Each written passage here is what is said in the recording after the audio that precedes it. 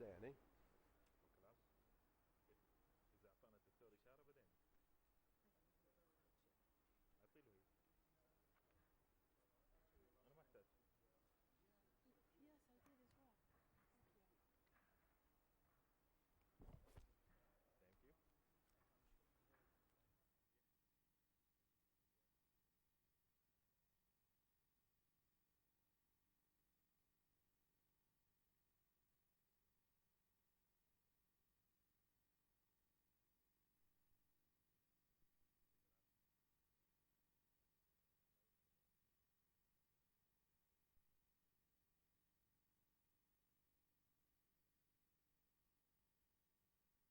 الأودينس ضعيف. نعم صحيح.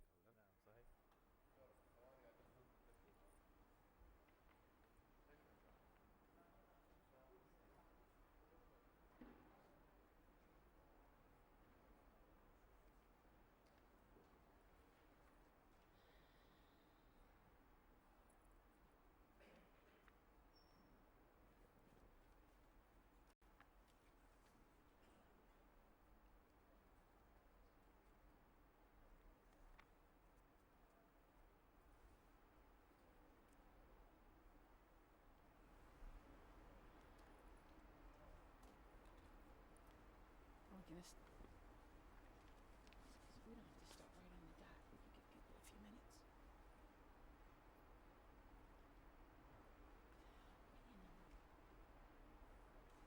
It's interesting. We have look at how many more women there are.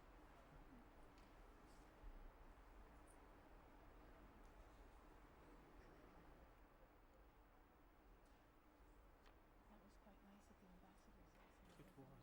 Very lovely. So this is my first time at this conference. Have you been here before?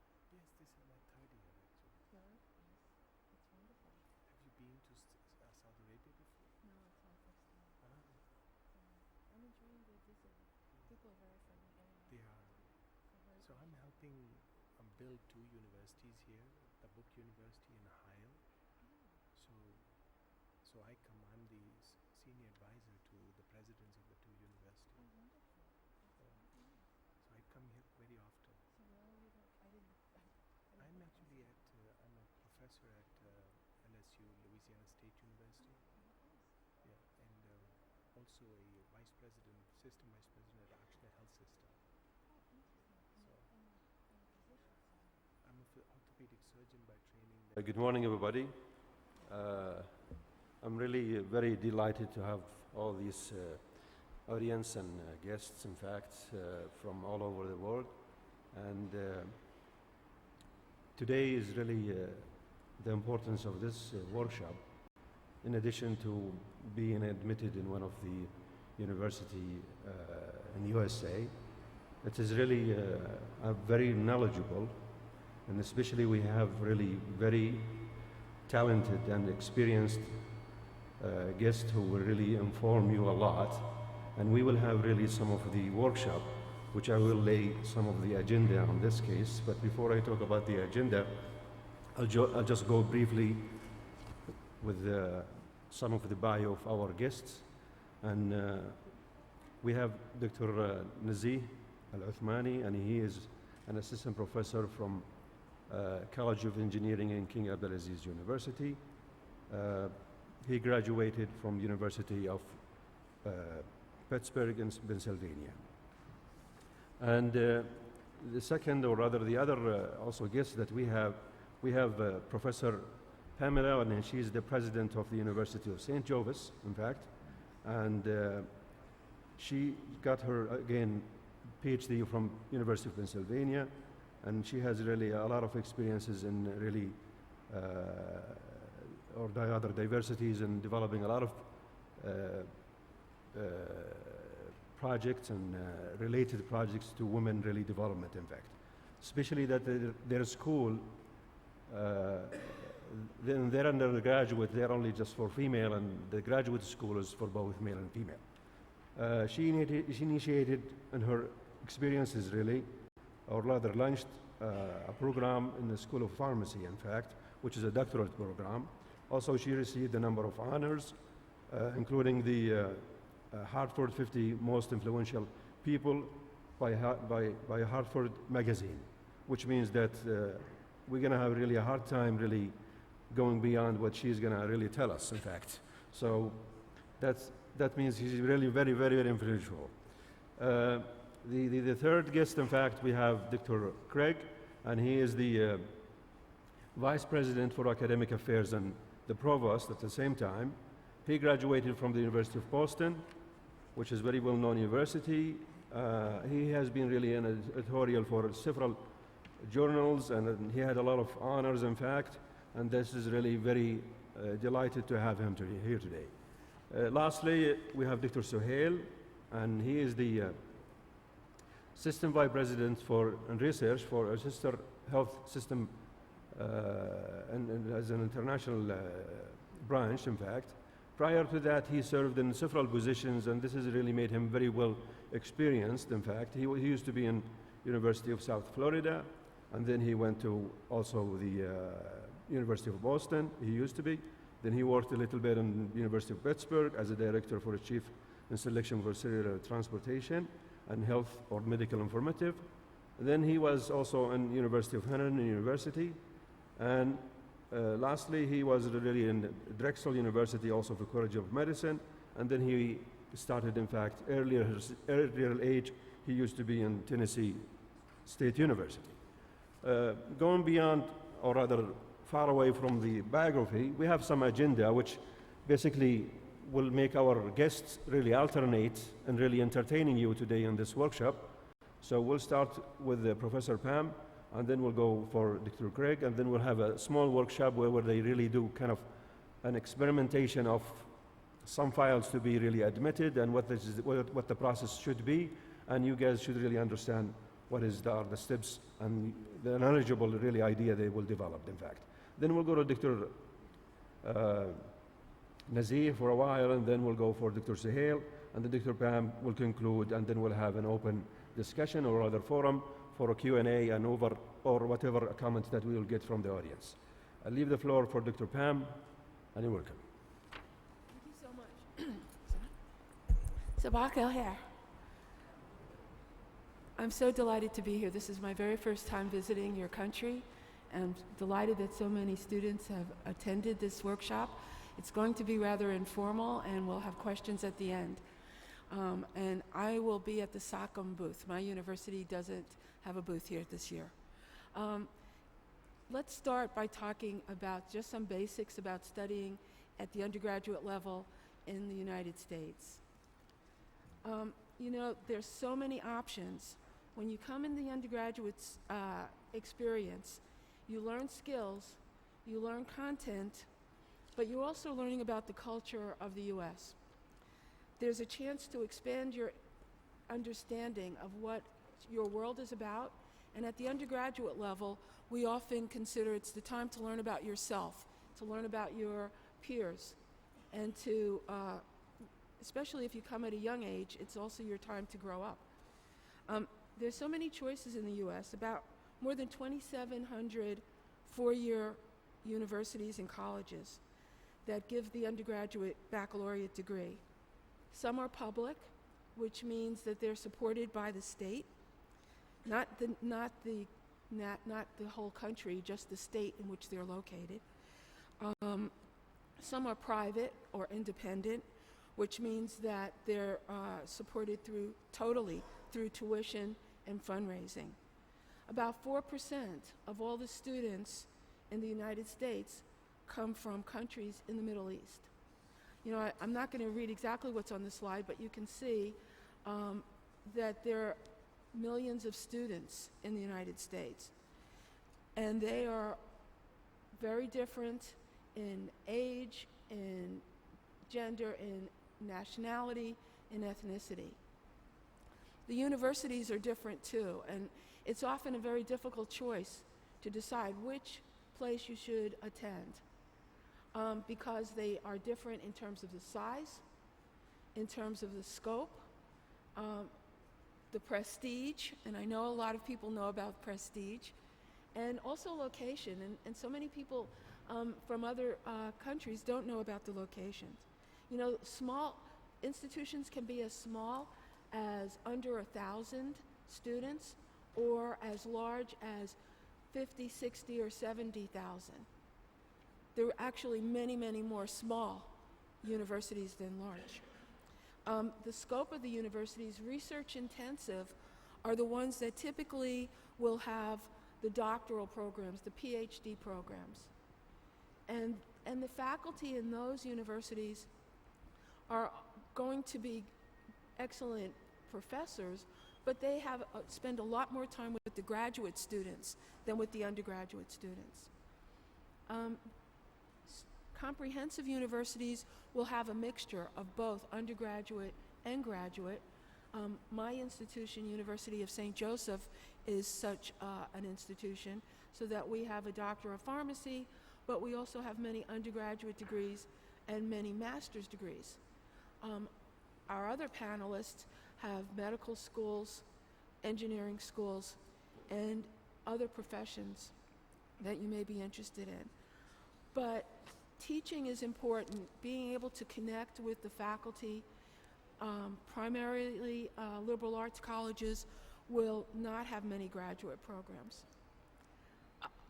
You know, there's a saying in real estate, location, location, location is the most important thing.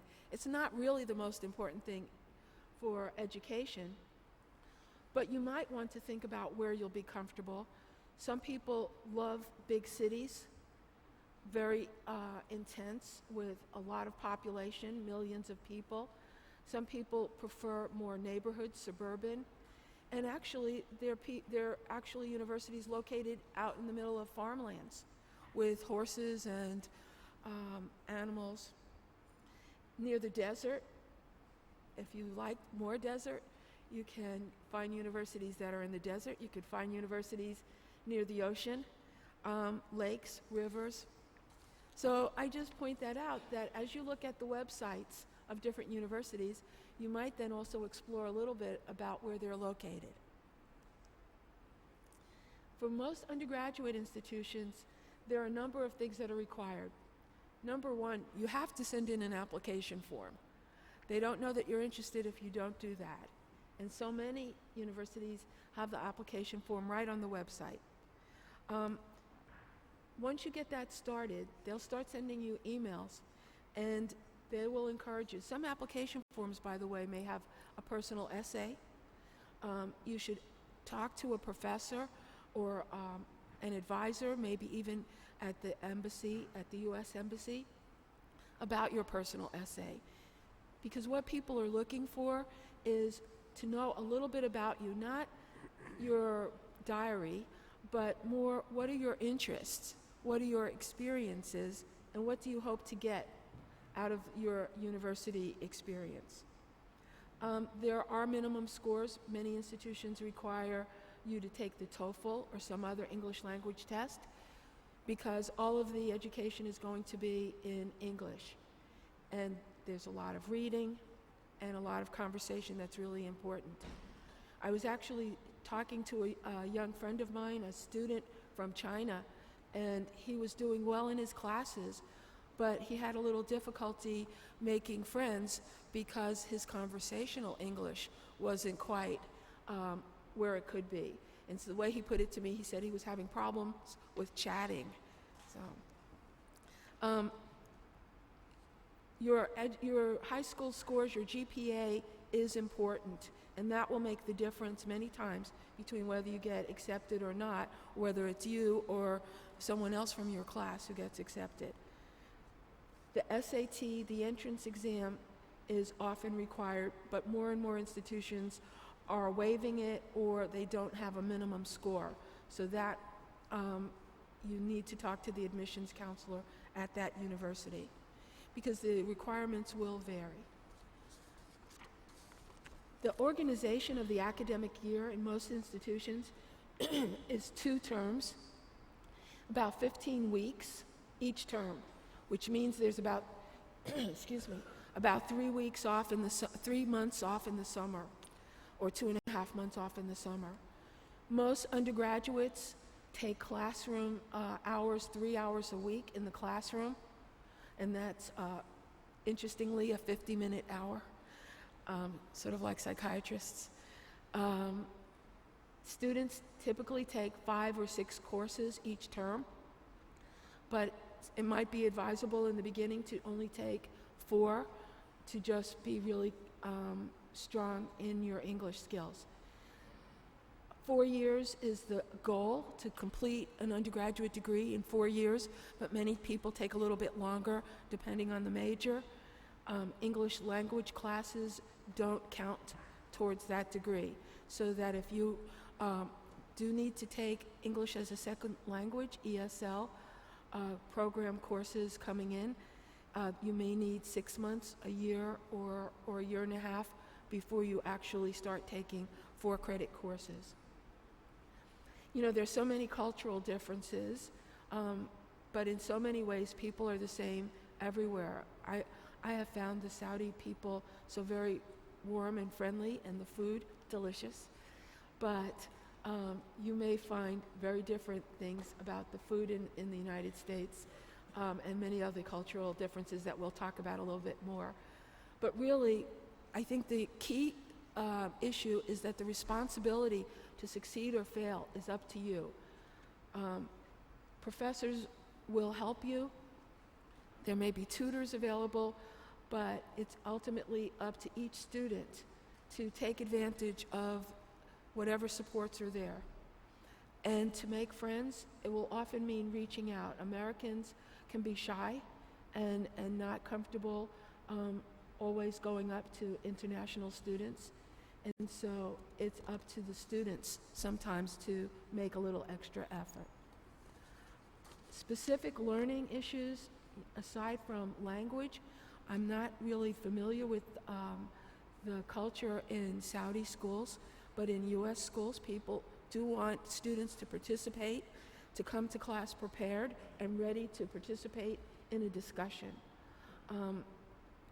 The one key thing that I know a lot of international students, and actually some American students as well, have difficulty understanding the difference between sharing and cheating. And this is a big issue for professors. People will get failed and get put out of their class and maybe even out of school for cheating. And so to learn what does it mean, when are you allowed to share and work with other people, and when do you need to work on your own and it needs to be just from your head, you need to understand that. When is something in writing just your own thoughts, and when is it something that you've copied or attributed to someone else? The other specific problems could really, be just feeling comfortable in a new environment. So I had to put a big plug at the end. 2 of my students who graduated recently from the University of St. Joseph. Thank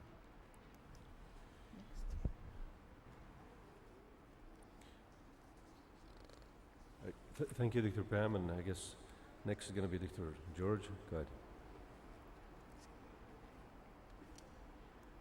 Yeah, it will come up. Click again.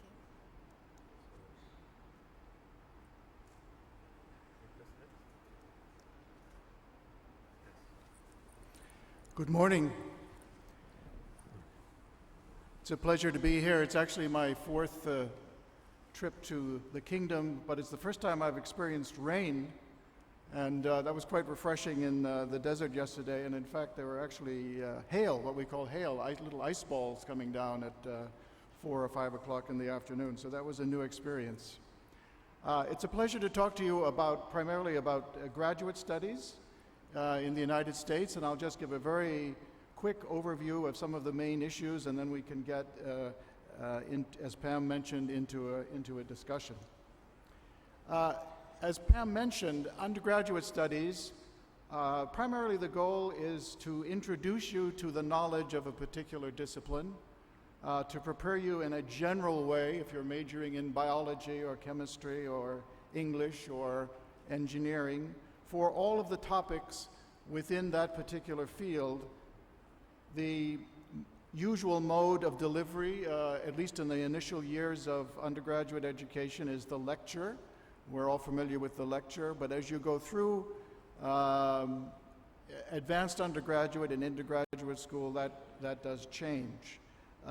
There is a great emphasis on undergraduate education in the United States on group learning, group projects, and as Dr. Reed mentioned, learning the difference between what your individual contribution is to the group and what you're allowed to share and not share is a skill that you need to learn early in your experience in school.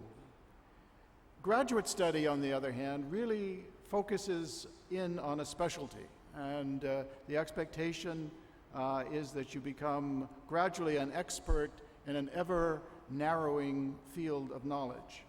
The primary mode of instruction is the seminar, where you might have 3 students or 15 students perhaps as a maximum, and each class is involving a presentation not just from the professor, but from one or more students. So taking individual responsibility for your learning is a hallmark of graduate education. It begins in undergraduate, but really on the graduate level, the assumption is that you are self-directed and self-motivated, and you are the one that's driving how you learn.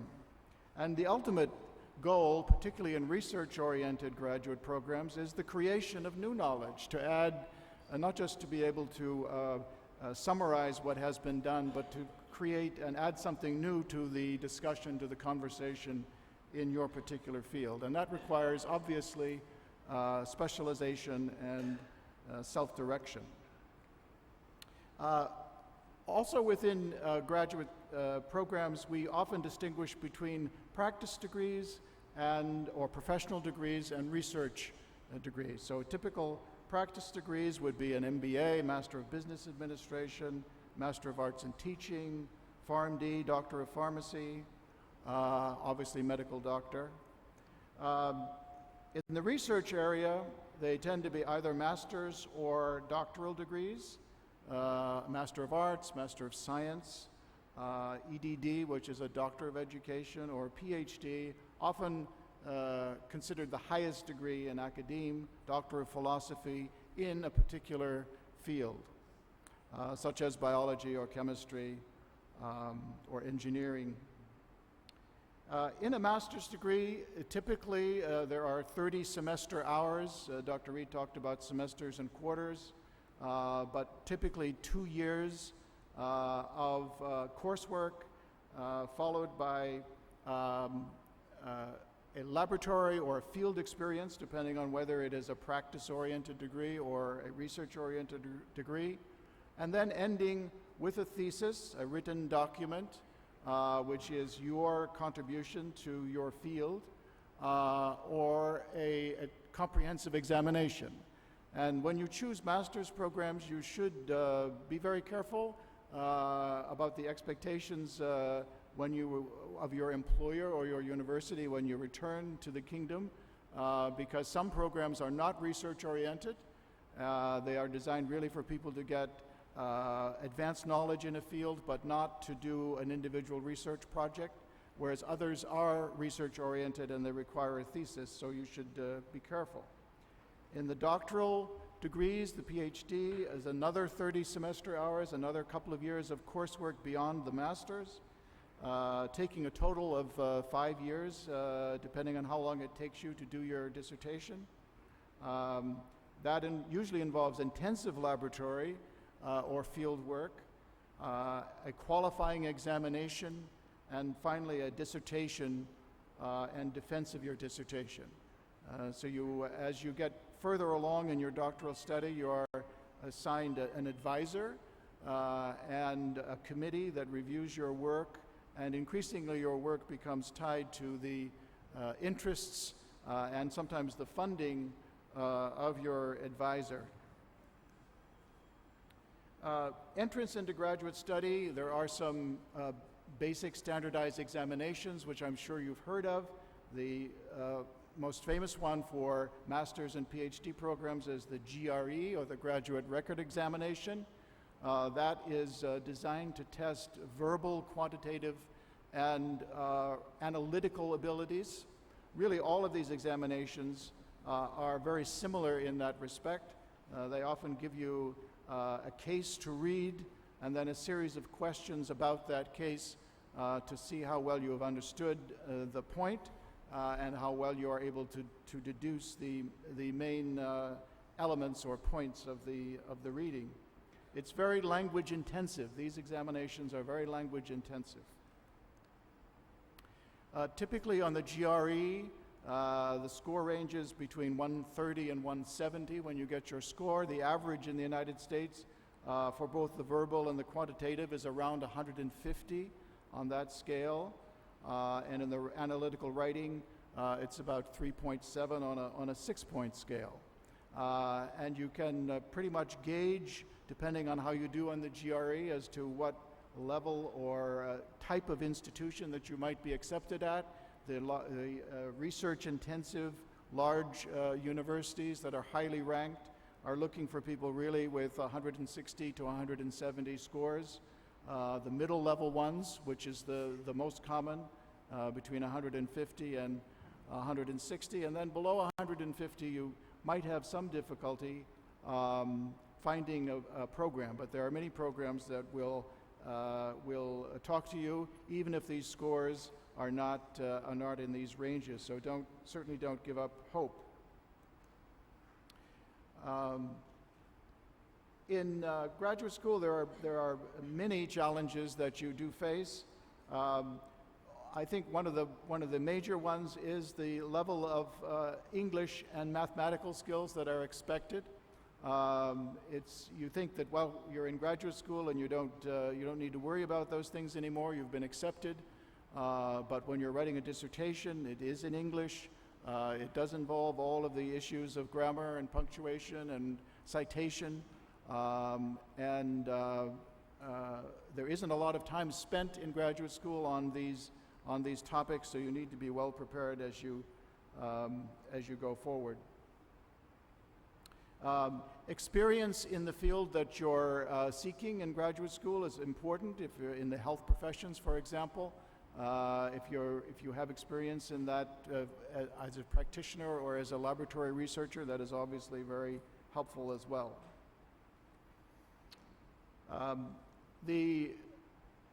In graduate school, the courses are fewer than in undergraduate education, and so you need to do well really from the start.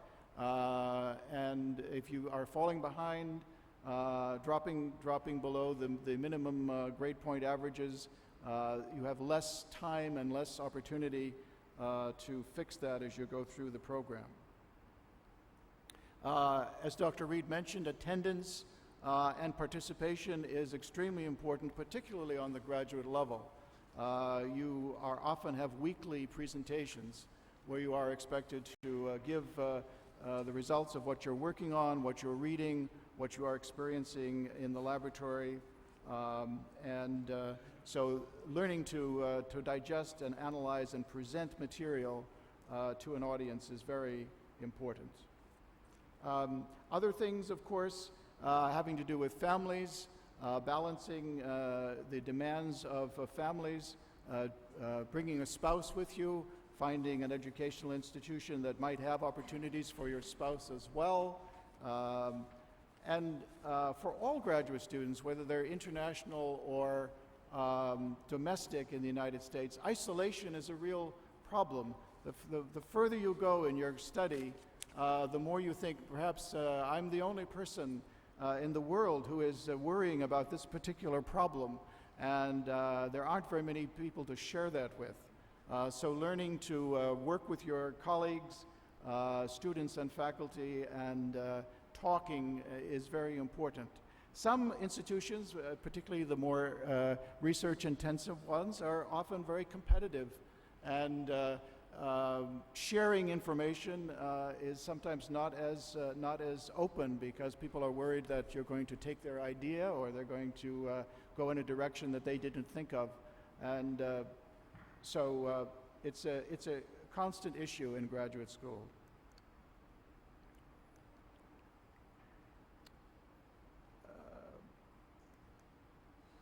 Actually, these are older slides. I had a revised version that didn't get taken in, so I'll just skip some of these things. I think time is almost over. Time is almost over. Time is over, Yeah. okay. Well, I'll save the rest for the Yeah. discussion period then. Thank you Well, very much. thank you, Professor Reid, and thank Professor Humphrey. And it should be obvious that what we have talked about so far, basically it's the undergraduate schooling in the USA and then the graduate school. And in the coming 10 minutes, basically what will happen, they will act, or rather our guests will act as an admission committee, Dr. Suhail and Dr. Reid and Dr. also Humphrey, and Dr. Nzih will really assist him in that. So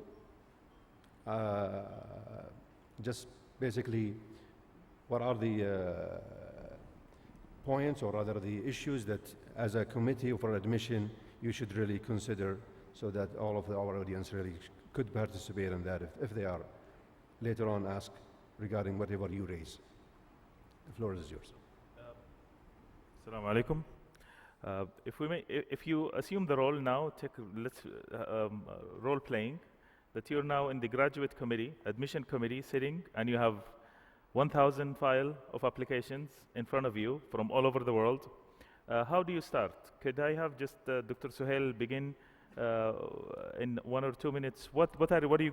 This is huge pile of files. Where do you start? So, Assalamu alaikum.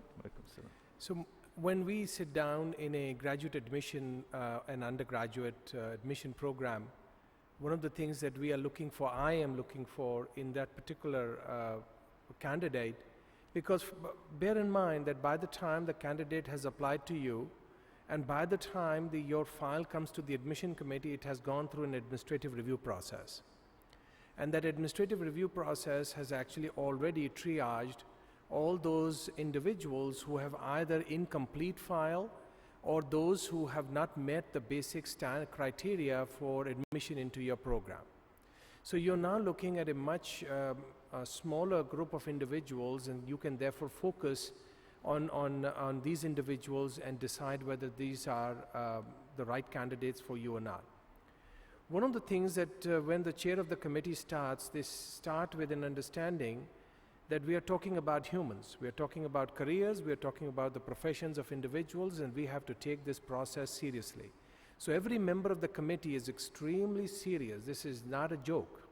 It's a very, very serious process because the decision is made about the future of the candidate. So what are we looking for? The best fit for this institution.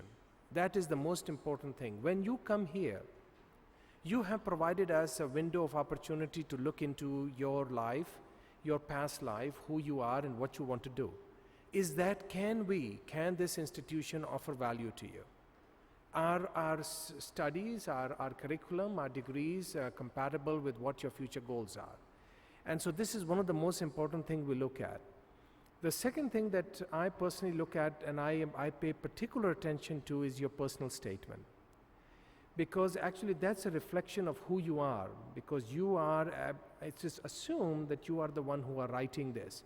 At an every institution that I have been, from University of Pittsburgh to Drexel to University of South Florida, I have actually asked my admission coordinators to actually run that particular personal statement in a software to see how much of your statements or part of your statement was plagiarized. Because remember, a lot of personal statements exist out there, and some of them are extremely convincing statements. But we are not looking for you to actually copy and paste from. We are actually looking for you to reflect who you are and what you intend to do. And sometimes people misunderstand the word personal statement.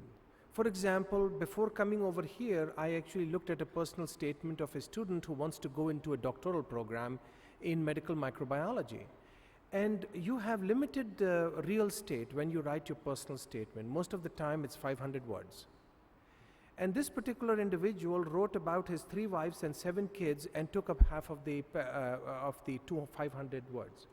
So a personal statement doesn't really mean that you talk about your personal life. It actually, as Professor Reid said, it is an opportunity for you in the limited real estate that you have to actually present what you have done and what you intend to do, and how are you going to bridge it, and how this institution that you have applied to is actually going to help you bridge that particular gap. And I am actually very much committed to looking at a personal statement, because I realize the rest of it you have already taken care of and the admissions process has taken care of. Great. Dr. Pamela? I have to agree. I think that many students don't really look at the institutions. They try and say one application goes to everyone. At the undergraduate level, people will think, what does education mean to you? What is the major? Or even if you don't know the major exactly, what are you trying to accomplish with your life? At the professional level, people would like to hear about the experiences. Have you done anything? Have you already talked to professionals? Do you have some idea of what areas you'd like to study, what your area of focus? In PhD programs, a lot of people don't realize that the whole department sits around and looks at your application to discuss whether or not you fit with any of the faculty in that department. So if you're interested in a PhD program and you haven't studied who the faculty are in that department, you will be missing an opportunity to connect through your statement with the faculty member you might like to work with. Dr. Humphrey? I would agree completely. Also, your undergraduate record is important. I think one of the best predictors of success in graduate school is success on the undergraduate level. And many programs are looking for very specific courses that are related to the graduate program that you're going into, pharmacology or chemistry. But I would agree to investigate the website of the universities that you're interested. They all have faculty pages. You can look and see what the professors are doing, and if there's something of interest to you, make that known in your application. That will certainly help. One of the common questions that we always face with students who are seeking admissions is, okay, we had our undergraduate course for 5 years. Our first 1 or 2 years were sort of like, we were not doing well, and that was the foundation of our GPA, which is low, but then the last 3 years, our performance improved and it became higher and higher. Does this pattern affect does it help? How do students with academic problems could compensate for their problems in their application? So I think, the second important thing we look for is letter of reference. Okay, so after the personal statement, then comes the letter of reference. And the letter of reference is where this particular professor can actually help understand or help the admissions committee understand what was the evolution and transition of this particular student over the course of their undergraduate years. Because we have had students, and they have done remarkably well, and from Saudi Arabia, who did not do well in their first or second years, for whatever reasons. And then all of a sudden, they self-corrected their learning process and started to perform much better. And we have received letters of references from the professors from that particular school. I can recall one from very good student from King Abdulaziz University, who self-corrected herself in the second year of her undergraduate program and is doing great in the PhD program at Baylor. Outstanding. And we actually facilitated her to go into Baylor School of Medicine to do her PhD in microbiology. So I think make sure that you have a letter of reference, and if you do not have a letter of reference referencing this, make this a small part of your personal statement. Because let me tell you, there are humans, they understand. All of us make mistakes. The most important thing is, have we realized that we made a mistake and have we self-corrected ourselves? Yes, Dr. Reed? Well, one of the advantages, the letter of recommendation is excellent. One of the advantages of our modern technology is the opportunity to speak with the admissions counselors, to speak with faculty, in fact. And so to communicate directly, sometimes if you see a faculty member or a person that you're, especially in the doctoral programs that you may be interested in working with, everyone is open to a little flattery to say, Dr. So-and-so, I have read your paper. I'm very interested in coming to work with you. Letters of recommendation should also be from people that you've worked with and know you well. But it's important, if you're applying for medicine, to have recommendations from people who know your science background.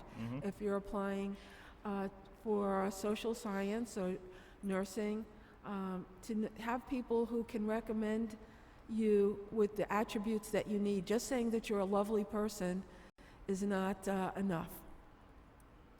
Dr. George? Yes, on this specific point of having perhaps a shaky beginning, schools do look at that, and they do understand that people need sometimes a transition. You might also look at universities that have what are called bridge programs. My university has one, and this would be a program for perhaps 1 semester or 1 year that you take a combination of undergraduate and graduate courses, perhaps with an English language course, and that can demonstrate, so you get a conditional acceptance into a master's or PhD pending completion of this bridge. So look for those opportunities as well. Okay, one last question. Some students in Saudi Arabia go through diploma, a 2-year diploma. Could they get a transition, an application as a transition student where some of the courses they took in their 2 years counted towards their bachelor degree from a U.S. school? Yes. Dr. Reed? Yes, they definitely would. There are there are certain agencies that will help us evaluate those courses and transcripts to make that transition so that people can have some previous credit. Professor, you have anything? Yes, and it does. And in fact, it all depends on the level of courses that you are taking and from which institution you are taking. Is that institution actually recognized by regional accrediting agencies or not? So it all depends on that. And then some schools may actually give you what is called credit, but that credit may not be of the same value that your diploma was. So let us say your diploma was for, I'm just making it up, 16 credit. The school that you're applying to may have actually evaluated your transcript. They will evaluate it at a great depth. And depending that you come from an accredited program, they may actually give you 12 credits 12 of those credits would be accepted. So keep that in mind, but yes, they are transferable. One of the things I wanted to say, which is very important, is that Dr. Humphrey mentioned medical schools. At the present time, non-US citizens or those who are not residents of the United States cannot apply to medical schools in the United States. Okay, so this is restricted only to US citizens for the MD program. However, given the fact that we have now 60,000 plus undergraduates coming in the King Abdullah Scholarship Program in the United States, many of the students have actually expressed interest in and have done well on their own in MCATs, fully recognizing that they cannot get into medical schools in the United States. So a petition has been filed to actually give medical schools some leeway of admitting top-notch international students who are not US citizens to come into the MD program. This petition has been filed by 5 medical schools in the United States to see if AAMC, which is the organization which oversees the medical schools, would allow us to do that. We are very hopeful that this may happen, but at the present time, at least for 2014, because now we are preparing ourselves for 2014 admission, it's not going to be there. Most likely by 2015, hopefully there will be some option for the students to come in. Good. Dr. Humphrey, can you give us just one example of an international application that you still remember for one reason or another? Well, there have been so many. We have actually 300 Saudi students at our university, but okay. Probably a personal interview has been very important to me. The students that I have met and can relate to, we often Skype with students if we can't visit here or interview them during the conference or some other visit. That's important. Knowing the universities, many American universities have relationships or service contracts with Saudi universities, and knowing where the student is coming from is also important. Being able to call the dean or a faculty member in that area. I can't think of a specific student, but those are the kind of applications that stand out. Dr. Reed, You clicked with the question, I noticed. Well, I just, from my experience previously as a professor at the University of Michigan, I think the first thing often that separates people is the grades that they have. So that if there were really 1,000 applicants out there, especially for the more prestigious schools, they'll start with the top grades, Great, okay. unfortunately. Well, thank you all, and I hope the audience are really aware of some of the very important points that have been mentioned so far. Letter of reference, and also I really emphasize what have been said regarding the being admitted in a PhD program. You become really you belong to a family of a faculty, and belonging to that family is not going to be that easy to be admitted, in fact. So you have to be really to deserve this acceptance to be one of that family. It's not that easy issue that you think, well, it's just a matter of admission. It's not a matter of admission. It's a matter of lifelong commitment, in fact. You become a graduate, you become really a member of that university forever, in fact. I will leave the floor for Dr. Nzih again. He will just work on a case where we talk about an admission in the USA for both master degree and PhD, and then also the undergraduate. Go ahead, Dr. Nzih. Assalamu alaikum. I'll start talking in Arabic so you can use the online translation. طيب السلام عليكم جميعا. أخوكم نزيه العثماني. في يوم من الأيام كنت جالس مكانكم قبل حوالي 5-6 سنين بس. والآن إن شاء الله مستقبلا بعد 10-15 سنة أنتوا تجوا وتجلسوا في المكان حقنا تعلموا الأجيال القادمة هذا الموضوع. حتكلم عن التخطيط الاستراتيجي للابتعاث، كيف تتواصل مع الجامعات، إيش إجراءات القبول اللي بشكل عام تكون في الجامعات الأمريكية. المصدر حيكون كتيب إرشادات للحصول على قبول وطبيعة الدراسات العليا في الولايات المتحدة. هذا كتيب كتبناه مجموعة من الطلاب، نزيه العثماني، غادة الغنيم، عثمان الذوادي، مشعل فرج، دكتور طلال سمرقندي. نشرته الملحقية، موجود على المدونة حقتي، دور على الجوجل، مكتوب فيه معظم التفاصيل اللي حتكلم فيها الآن وزيادة. نزلوا اونلاين. لو تروح البوث تبع ساكم، بوث رقم 201 اعتقد، الملحقية الثقافية في واشنطن، بنعطيك الكتيب ده على CD تقدر تشوفه وتشوف الإجراءات بنفسك. أهم حاجة إنما الأعمال بالنيات وإنما لكل امرئ ما نوى. فما دام بتسلك الآن طريق لطلب العلم فاخلص النية لله عز وجل، إن يكون هدفك هو عمارة الأرض، إنك تستخدم العلم هذا، ترجع البلد دي، ترجع لبلدك ولوطنك، تستخدم العلم والخبرة اللي حتستفيدها في خدمة الناس وتقديم شيء مفيد للمجتمع اللي انت فيه وللعالم كله. انت عالم الآن تقدم للناس كلها، ما انت يعني لا تحصر نفسك في بيئتك فقط، لا خليك شخص منطلق للعالم كله. ونسأل الله سبحانه وتعالى أن يجعلنا ممن يسلك طريقا يبتغي فيه العلم وتصلي عليه الملائكة وتستغفر له ليلا ونهارا. طيب النجاح، ما هو النجاح؟ كل واحد فينا يسعى للنجاح. ليش رايح بعثة؟ أبغى أنجح في حياتي. فالنجاح له تعريفات مختلفة. عجل شدني هذا التعريف، إنه هو التحقيق المتكرر، ليش؟ المتكرر بتكرار لأهداف تم تحديدها مسبقا، أهداف تم تحديدها مسبقا وتستحق بذل الجهد من أجلها. الأهداف دي، التعريف ده يركز على إنه أنا عندي أهداف أنا محددها.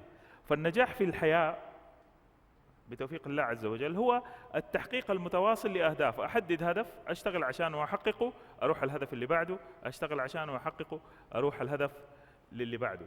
فليش رايح للابتعاث؟ إيش تبغى؟ لا تكون من الناس أوكي كل الشباب رايحين ابتعاث يلا نطلع ابتعاث. إيش تبغى تعمل؟ إيش تبغى تدرس؟ كنا في لجنة الدعم والمساندة للملحقية الثقافية في واشنطن، كثير تجيك أسئلة وتساؤلات. أبو داني يا دكتور نزيه أنا ولدي جاي، لو تشوف لي قبول هناك في أمريكا. طب قبول في إيش؟ والله أي حاجة، اللي أنت تشوفه كويس خذه، أنا أثق في يا ابني أنا ما ينفع. طب ولدك إيش يبغى؟ إيش يحتاج؟ ضروري يكون عندك هدف. مو تقول خلاص أروح أمريكا وربنا يسهلها، حر، أنت تبغى تروح هناك وربنا يسهلها، إن شاء الله ربنا يسهلها، بس يعني اللي عندهم أهداف هم اللي ينجحوا. فنظرتك للابتعاث إذا كان شهادة تمام؟ حينتج عنه سلوك. إذا نظرتك للابتعاث إنه الشهادة دي وسيلة أحقق بيها رؤية مستقبلية لما أريد أن أطمح إليه، سلوكك حيكون مختلف. إذا رؤيتك للابتعاث والله إجازة فلة، خلونا نطلع، كل الشباب طالعين نطلع، شباب طالعين رحلة، هذا الشيء حينعكس على سلوكك. فحدد أنت إيش تبغى، مين تبغى تكون. سوت جامعة ييل عام 1953 سألوا 100 طالب إيش هدفك في الحياة، إيش تبغى؟ 97 طالب قالوا أبغى يكون عندي شركة كبيرة، أبغى أكون غني، أبغى أصير تاجر ناجح. تمام؟ في 3 طلاب بس كتبوا أبغى مكتب محاماة خلال 5 سنين، أبغى أعمل شركة تسويق خلال 3 سنين، أنا أكون المدير التنفيذي في بنك خلال 10 سنين. بعد 20 سنة رجعوا لل100 نفر وشافوا هم فين. اكتشفوا 3 من ال100 عندهم أرصدة بنكية تفوق ال97 كلهم. مين ال3 هذول؟ هم اللي كانوا عارفين بالضبط إيش يبغوا، محددين الهدف حقهم، التحقيق المتكرر لأهداف تم تحديدها مسبقا وتستحق بذل الجهد من أجلها. تستحق بذل إيش؟ الجهد من أجلها. لازم أعرف أنا إيش أبغى. أنا ما أبغى بس أروح كده خلاص، اللي يجي مع الخيل يا شقرة، اللي يجي الحمد لله أمشي معاه وأمشي. ممكن تكون بهذا الأسلوب، بس أنت اختار تبغى تكون من ال97 هذول ولا تبغى تكون من ال3 هذول. من الآن هو اختيار شخصي إنك تعمله. طبعا حدد من الآن أنت إيش تبغى. فحدد رؤيتك. ما ينفع تفكر إيش تبغى تدرسه بس. أنت التخصص اللي تبغى تدرسه هو الوسيلة اللي توصلك لحاجة أنت تبغى تكون عليها بعد 15 سنة. قرارك اللي حتتخذه الآن والطريق اللي حتسلكه الآن حيحدد بعد 15 سنة أنت فين. خياراتك اللي تعملها اليوم تحدد أين أنت بعد 15 سنة. معظم الطلبة الخريجين اللي درسوا عندي بعد ما يتخرج وبعد ما يخش في معترك الحياة، أول حاجة لما نتقابلوا معايا والله يا دكتور أنا نفسي أرجع البكالوريوس من أول وجديد وأعيد دراستي وأسلوب دراستي من أول وآخر، أنا ما كنت فاهم الحياة. هذا تعبير يعني عام بشكل كبير تسمع من الخريجين. فأنت الآن ما زلت في بداية طريقك، لا تحط نفسك في موقف إنك بعد ما تتخرج تقول يا ريت إني رجعت من أول وجديد أفكر. فحدد إيش تبغى تكون بعد ما ترجع. تمام؟ فالدكتوراه والشهادة وسيلة لتحقيق الرؤية العليا وليست غاية. الدكتوراه والشهادة العليا هي بداية الطريق وليست نهايته. فالمبدعون، روبن شرما يقول لك المبدعون هم أشخاص يكتسبوا الدافعية من خلال الأهداف اللي يضعوها، مو من خلال رغبتهم في تحطيم الآخرين. وإينشتاين يقول لك العبقرية هي 1% موهبة و99% عمل وجهد متواصل.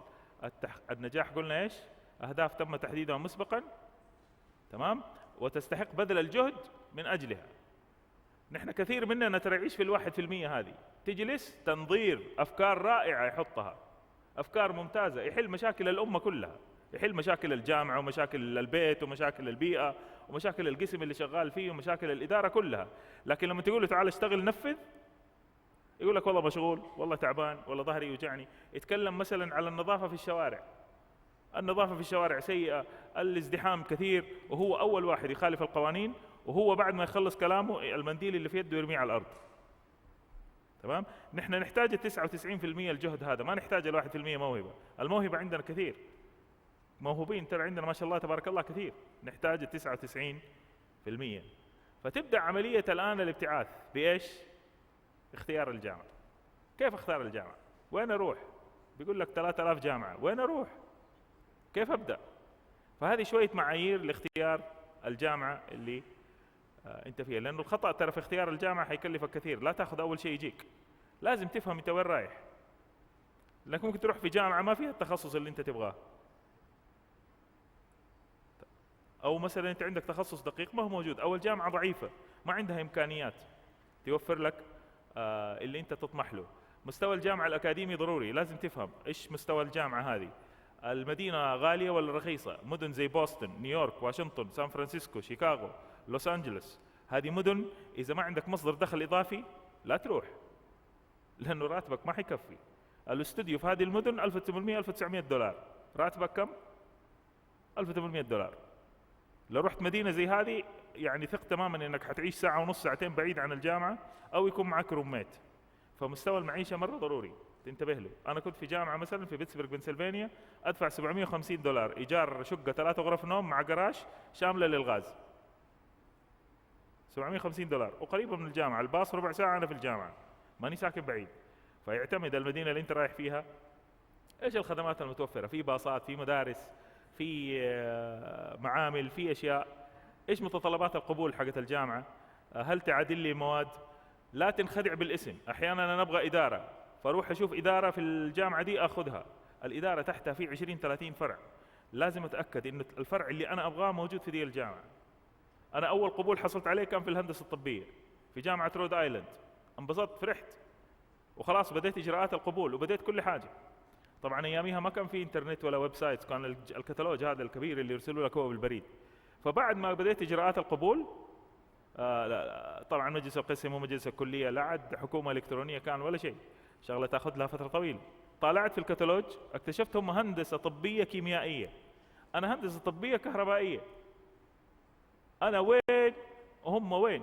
انا ما افهم شيء اصلا في الهندسه الطبيه الكهربائيه الكيميائيه، لكن لاني اخذت اول شيء جاني اخطات لمجرد اني ما انتبهت اطالع اتاكد المواد اللي تدرس في القسم هي اللي انا ابغاها ولا لا، البحوث اللي في القسم هي اللي انا ابغاها ولا لا. معيار اخر هو امتحانات القبول حقت الدكتوراه، كيف شكلها وكيف اسلوبها، وحنتكلم على هذا الشيء.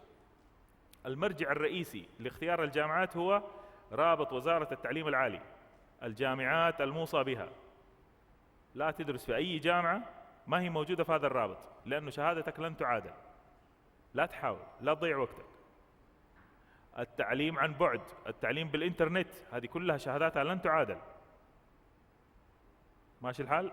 فأول مرجع ترجع فيه تروح موقع وزارة التعليم العالي، الجامعات الموصى بها، تحط التخصص اللي تبغاه، يعطوك الجامعات كلها اللي تدرس هذا التخصص في أمريكا. هذه النقطة اللي تبدأ منها. تمام؟ بعد كده ممكن تروح موقع اليو اس نيوز اند وورلد ريبورت، يو اس نيوز رانكينج، يعطيك تصنيف الجامعات في التخصص حقك. افضل 20 جامعه، افضل 50 جامعه، ايش افضل جامعات في هذا التخصص. فانت تعمل مقارنه ما بين تصنيف الجامعات وبين الموقع حق وزاره التعليم العالي. طبعا في مواقع زي gradschools.com او graduateschools.com في امريكا، تحط التخصص يعطيك كل الجامعات اللي تدرس هذا التخصص في امريكا. ممكن هذه برضها تساعدك، بس المرجع الرئيسي هو مين؟ الجامعات الموصى بها. لازم ترجع تتاكد انه الجامعه فيها. طبعا كل جامعه في امريكا لها معايير للقبول، تختلف من مكان لمكان، مو كلهم نفس الشيء. حتى داخل الجامعه نفسها الكليات لها معايير مختلفه، والمعايير دي دوما مكتوبه على موقع القبول في القسم اللي انت تبغاه. تبغى جامعه ميشيغان، روح جامعه ميشيغان، القسم اللي انت تبغاه، اضغط ادميشنز، يقول لك admission requirement، ابغى منك 1 2 3 4 5 6، مكتوبه very transparent، ما في اي مشكله. والمنافسه طبعا كبيره، والوسيله الوحيده للتفضيل بين الطلاب هي ايش؟ الاوراق. يعني في النهايه امامه اوراق، فلا بد تحرص تماما انك تعبي الاوراق بطريقه صحيحه وبطريقه سليمه، مو بس تعبي اي شيء. تمام؟ ضروري تنتبه لهذه القضيه.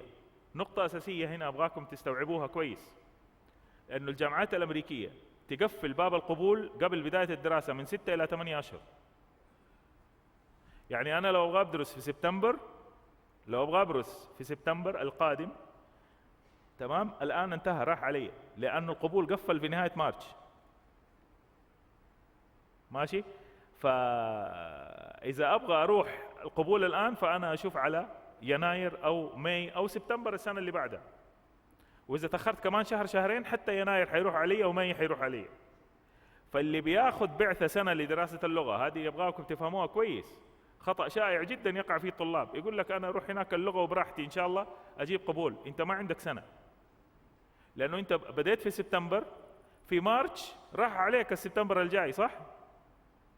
فانت عندك 5 اشهر بس عشان تمتحن توفل مرتين على الاقل عشان تجيب الدرجه اللي يبغوها، وجي ار اي مرتين، وتراسل ما لا يقل عن 15 جامعه في 5 اشهر فقط. صح بعثتك سنه، لكن الوقت اللي عندك عشان تبدا الدراسه هو كم؟ عشان تجيب القبول هو 5 اشهر فقط. فهذه تخلي بالك منها، ما عندك وقت، لابد تبدا بشكل سريع عشان لا تخش في دوامة التمديد، واعطوني تمديد وما اعطوني تمديد، والتمديد يعطوك 6 أشهر فقط ولجنة تخش أو تترحل.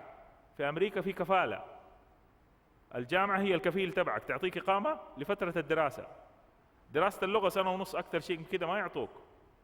فإذا أنت ما استطعت في خلال 5 شهور تجيب قبول، ممكن تعرض نفسك لمشاكل، لأنه ما في أحد يكفلك، لازم تدور على كفيل وتخش في دوامة ثانية. قضية الكفالة ده موضوع آخر. فتبدأ العملية بدور على الانترناشونال ادميشنز في الموقع حق القسم اللي انت تبغاه، وعبي استمارات القبول بشكل واضح وجيد. لابد تحدد في الاستمارة متى تبغى تبدأ الدراسة. أبغاه في سبتمبر، أبغى سبتمبر 2014 أو جانوري 2015 أو ماي 2015 أو سبتمبر 2016 15. لازم أحدد. ماشي الحال؟ في بعض الجامعات تسمح لك تبدأ في سبتمبر أو في جانوري أو في ماي. في بعض الجامعات يقول لك sorry, if you miss September you have to wait 1 whole year for next September. We don't admit. ما يقبلوا أحد في جانوري ولا في ماي. ما نقبل إلا في سبتمبر. كل جامعة لها سياستها، فلا بد تحدد أنت إيش تبغى. طبعا تدفع الرسوم حقة التسجيل ويفتحوا لك الملف. في بعض الجامعات ترفض تماما انها تشوف الاوراق حقتك او تعمل اي حاجه في الابلكيشن حقتك الا لما تخلصها كلها. في جامعات فليكسبل، ممكن ترسل لهم الترانسكريبت يطالعوا فيها يقولوا لك سوري ما راح نقبلك، لا تضيع وقتك. في جامعات ممكن يطالع في الترانسكريبت يقول لك اوكي نحن ممكن نتفاهم، عبي الاستمارات. فضروري انت ايش؟ تفاوض مكتب القبول من خلال الايميل اللي موجود على الموقع. try to negotiate. بس المهم انك تبدا البروسيس. معاهد اللغة الإنجليزية القبول فيها أسهل شيء، أسهل حاجة. معاهد اللغة الإنجليزية القبول فيها ما يحتاج تروح لمكتب ولا يحتاج تروح لأي أحد. عبي استمارة القبول من الأونلاين وادفع رسوم التسجيل واديهم ضمان مالي يعطوك قبول خلال أسبوع. ما يحتاج تدفع 3-4 آلاف ريال في مكتب، ما تسوى الشغلة. والاستمارة حقت القبول إيش فيها؟ يبغى اسمك وسنك وعنوانك وفين درست الثانوية وإيش شو أنت يعني إيش قصتك، بس كأنك بتعمل ايميل اكاونت ولا تويتر اكاونت ولا. فما تستاهل المسألة انك تدفع عليها فلوس. طبعا معاهد اللغة نوعين، في معاهد خاصة وفي معاهد تابعة للجامعات. المعاهد اللي تابعة للجامعات تشرف عليها مكتب الدراسة اللغوية. ففي نظري انا معاهد الجامعات اقوى من المعاهد الخاصة، لانها يعني هدفها اكاديمي وليس ربحي. تمام؟ معاهد اللغة الدخول فيها لا يعني انك عديت التوفل ولا يعني انك عديت الGRE. معاهد اللغة تساعدك، تعطيك دورات، تعطيك لغة، لكن دخولك فيها لا يعني انك خلصت التوفل او جبته. لابد تشد على حيلك في مسألة التوفل والGRE، لأنه الحصول على قبول في معهد اللغة لا يعني انك حصلت على قبول في الجامعة. معهد اللغة شيء والجامعة شيء. وقلنا خلال 5 شهور لازم تمتحن توفل مرتين وGRE مرتين عشان تجيب الدرجات اللي يبغوها. هذا ان شاء الله اذا مرتين تكفي انك تجيب التوفل والايلتس اللي تبغاه الجامعات. It's not flipping. Can you please?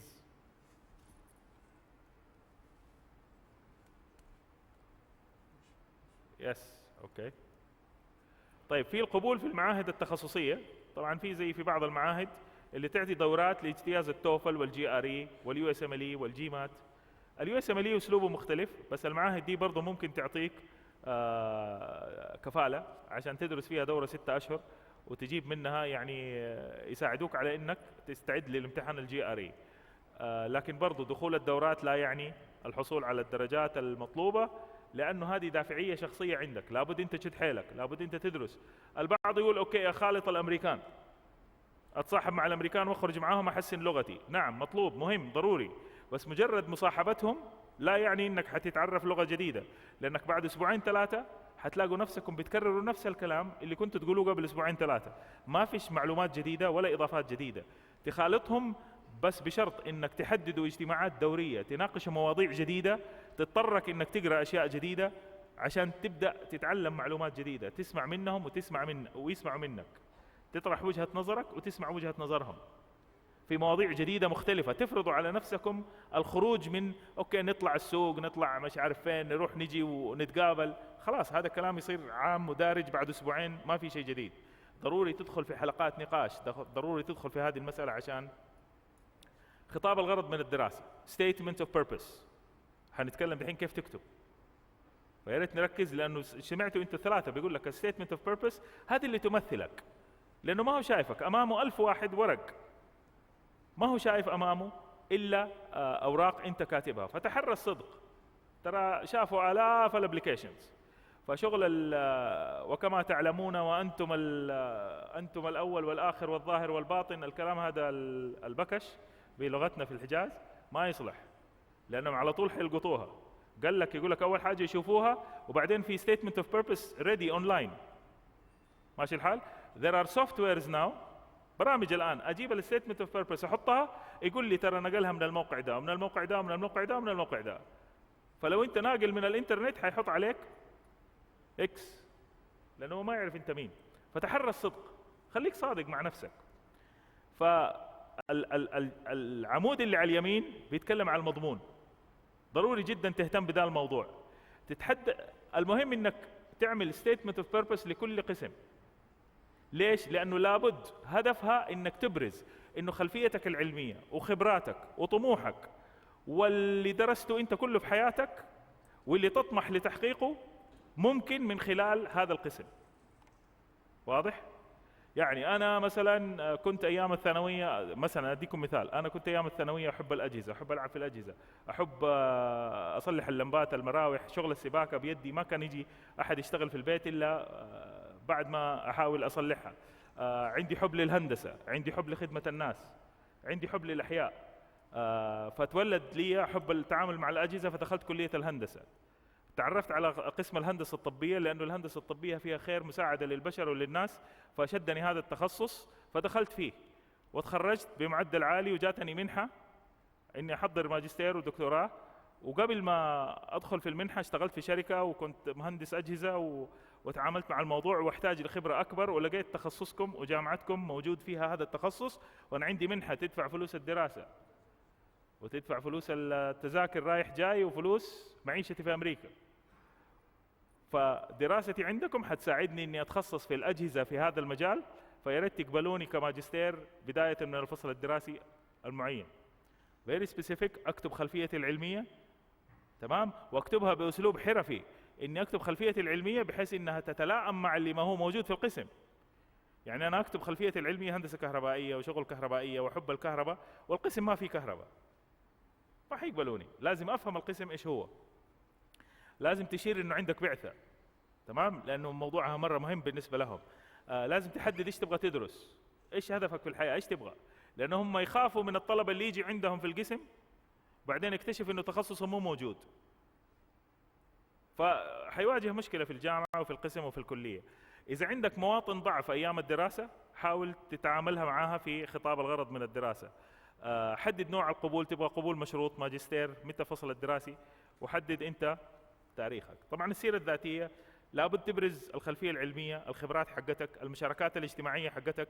ممكن تستعمل القوالب الجاهزة حقت وورد، ما هي مشكلة، بس هم يهمهم يشوفوا الخبرات الدراسية، الوظائف، الخبرات التخصصية، الدورات اللي أخذتها، إذا عندك تطوع، أعمال تطوعية، لأنها برضه عملية مهمة بالنسبة لهم، أو أنت عضو مثلا في الIEEE ولا أي جمعيات تخصصية في تخصصك. خطابات التوصية زي ما تفضلوا.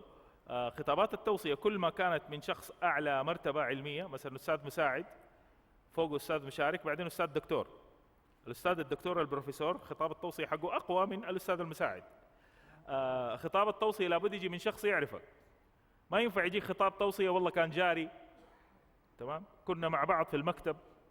لا، لابد خطاب توصية يأتي من شخص تعامل معك في مشروع، درسك مادة، اشتغلتوا مع بعض في بروجكت كبير، هو كان رئيسك في العمل، عشان هو يبين من خلال كلامه علاقته فيك وإيش المميزات اللي تتوفر فيك من هذا الموضوع. طبعا كشف الدرجات، زي ما قلنا لا تحاول تخفي المشاكل الأكاديمية، ترى حتظهر. هذول ناس عندها خبرة، شافوا آلاف الطلبة، على طول يعرف فين يروح يدور. حتى في التعامل مع الملحقية الثقافية، يا جماعة الملحقية عندك مرشد تعامل قبلك مع 2000-3000 طالب، فلا تحاول تخبي المشاكل، خليك صادق، خليك يعني واضح معهم، يساعدوك بشكل عام إن شاء الله. طبعا الضمان المالي لابد يعني تجيبه. خطوات القبول طبعا تبدا بهذا المسكين اللي تعبان اللي طفشان، ترى سهله العمليه. اوراق كده تجلس تروق وتبدا تعبيها وتظبطها، تحط 15 نسخه من كل ورقه وتبدا ترسل للجامعات. فهذا المسكين كده ظهره منحني بيعبي الاوراق دي ويرسلها للجنه القبول. لجنه القبول يا تقول ناقص كذا تروح تعدل الاوراق، او تقول لك سلام عليكم رفض، فتروح تشوف لك جامعه ثانيه. المهم في الموضوع هو الزنبرك اللي في الخلف، صح؟ هذا الزنبرك لو مو شغال الظهر حيفضل ايش؟ منحني دائما. فدور على الزنبرك حقك اللي يخليك تشتغل وتخلص العمليه دي. ترى مساله سهله، عبي الاوراق زي لما تروح تجيب بطاقه الاحوال مثلا، يبغى لك الهمه بس انك تروح. اول ما تروح بسيطه تتسهل، تعبي الاوراق اللي يبغوها، تعبي الاستمارات اللي يبغوها، تعبي الاجراءات وتخلص. لكن عشان تبدا الخطوه دي تلاقي الواحد يقعد يفكر اروح بكره، اروح بعده، تتاجل، ما في داعي. دور على الزنبرك ده اللي يخليك تشتغل بشكل سريع ومتواصل. طبعا يعني قدم ل 15 جامعه، حاول تختبر اكثر من اختبار، حاول تتواصل مع اعضاء هيئه التدريس. لو في دكتور مثلا تخصصه شبيه بتخصصك تواصل معاه بالايميل، قول له انا ابغى اجي اشتغل عندك، هذه السي في حقي وعندي بعثه.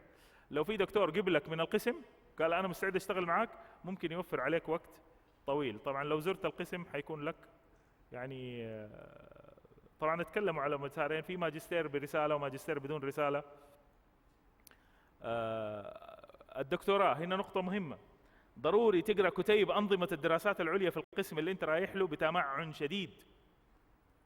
كل قسم انت رايح له في شيء اسمه جراجويت سكول بوك، مكتوب فيه متى الامتحانات، ايش المواد الرئيسيه، ايش المواد الفرعيه، ايش التخصصات اللي تقدر تدرسها. ضروري تلتزم بهذا بهذا الكتيب وتقراه. حاول تتعرف على الكواليفاينج اكزام تبعهم. حاول من الان تفكر، ترى مدينه الملك عبد العزيز مثلا على موقعها الخطه الاستراتيجيه للمملكه. ايش مواطن البحث؟ التسعه، في 9 مواطن المملكه بتركز عليها خلال السنوات القادمه، 9 نقاط. فكر، شوف، حاول تدرس في بحث ورساله مرتبطه بشيء البلد تبغاه.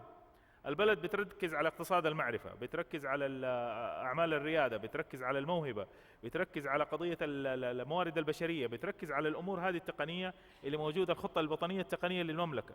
حاول تفهم انت توجهات البلد ايش هي، واختار لك يعني فين تبغى تكون في هذه المساله. في الجامعات الامريكيه كل المرشدين يرحبوا فيك انك تروح تزورهم.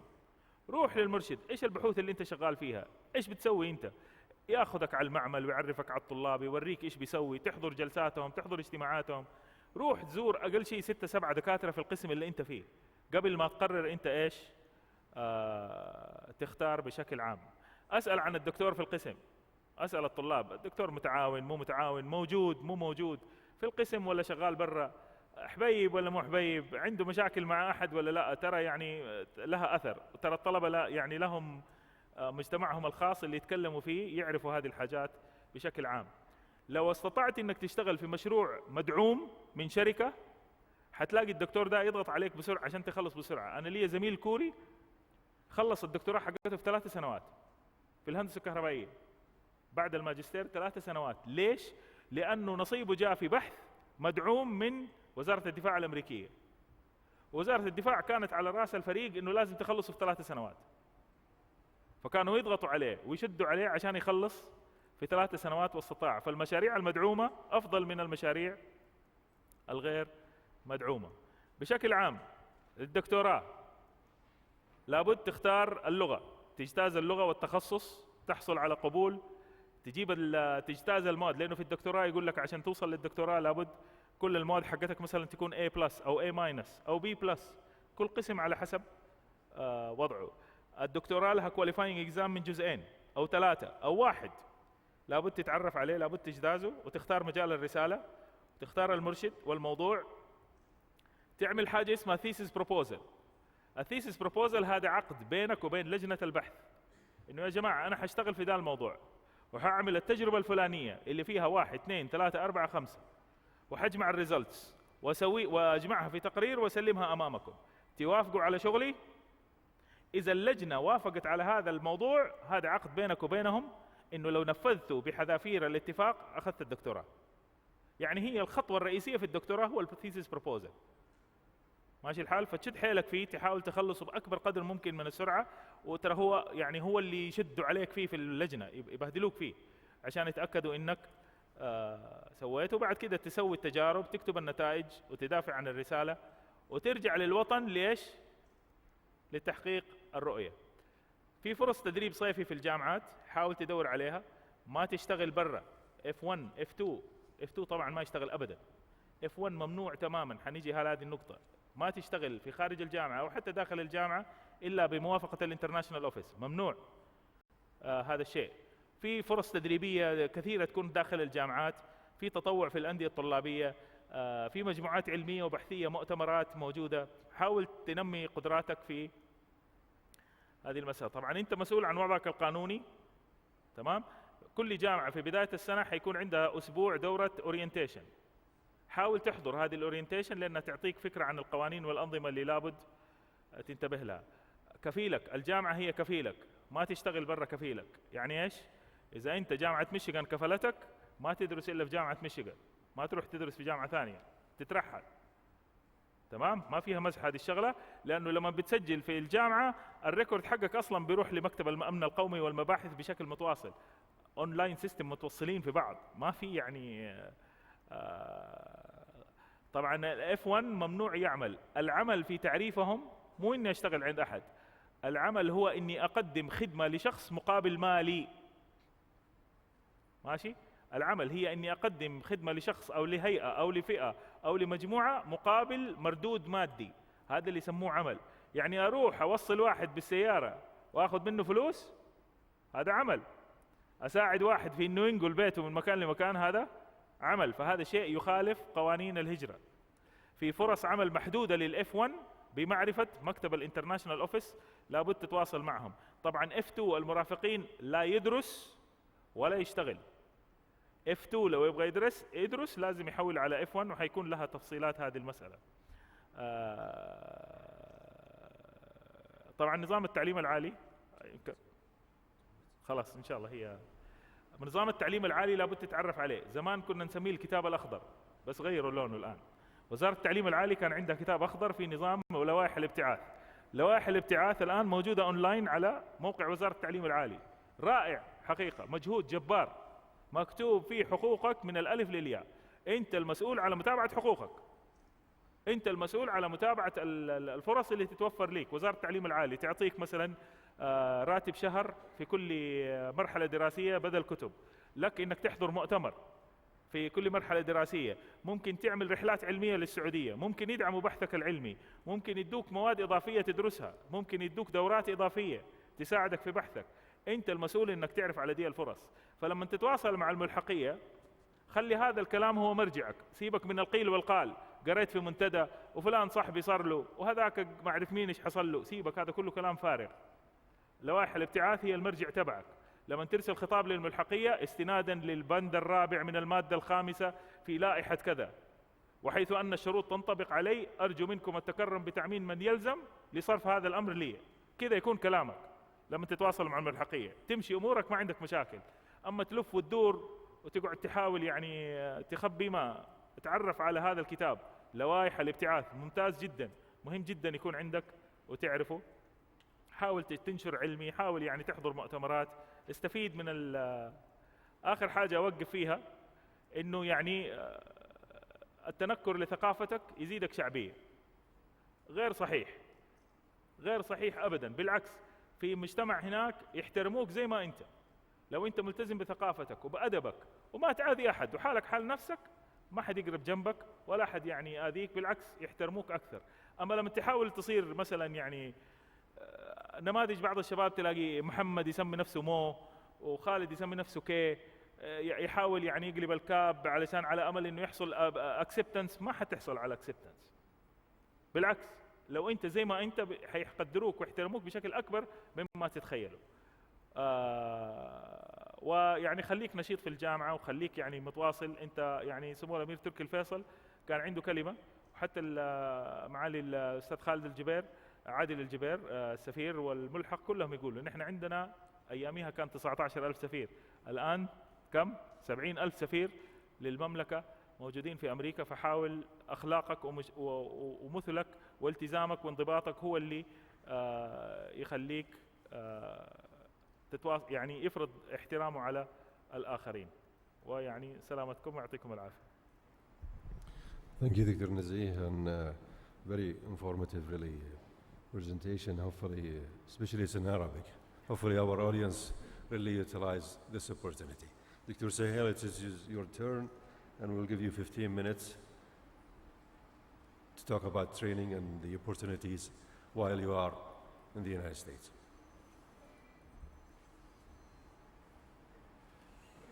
Bismillah ar-Rahman ar-Rahim. Assalamu alaikum.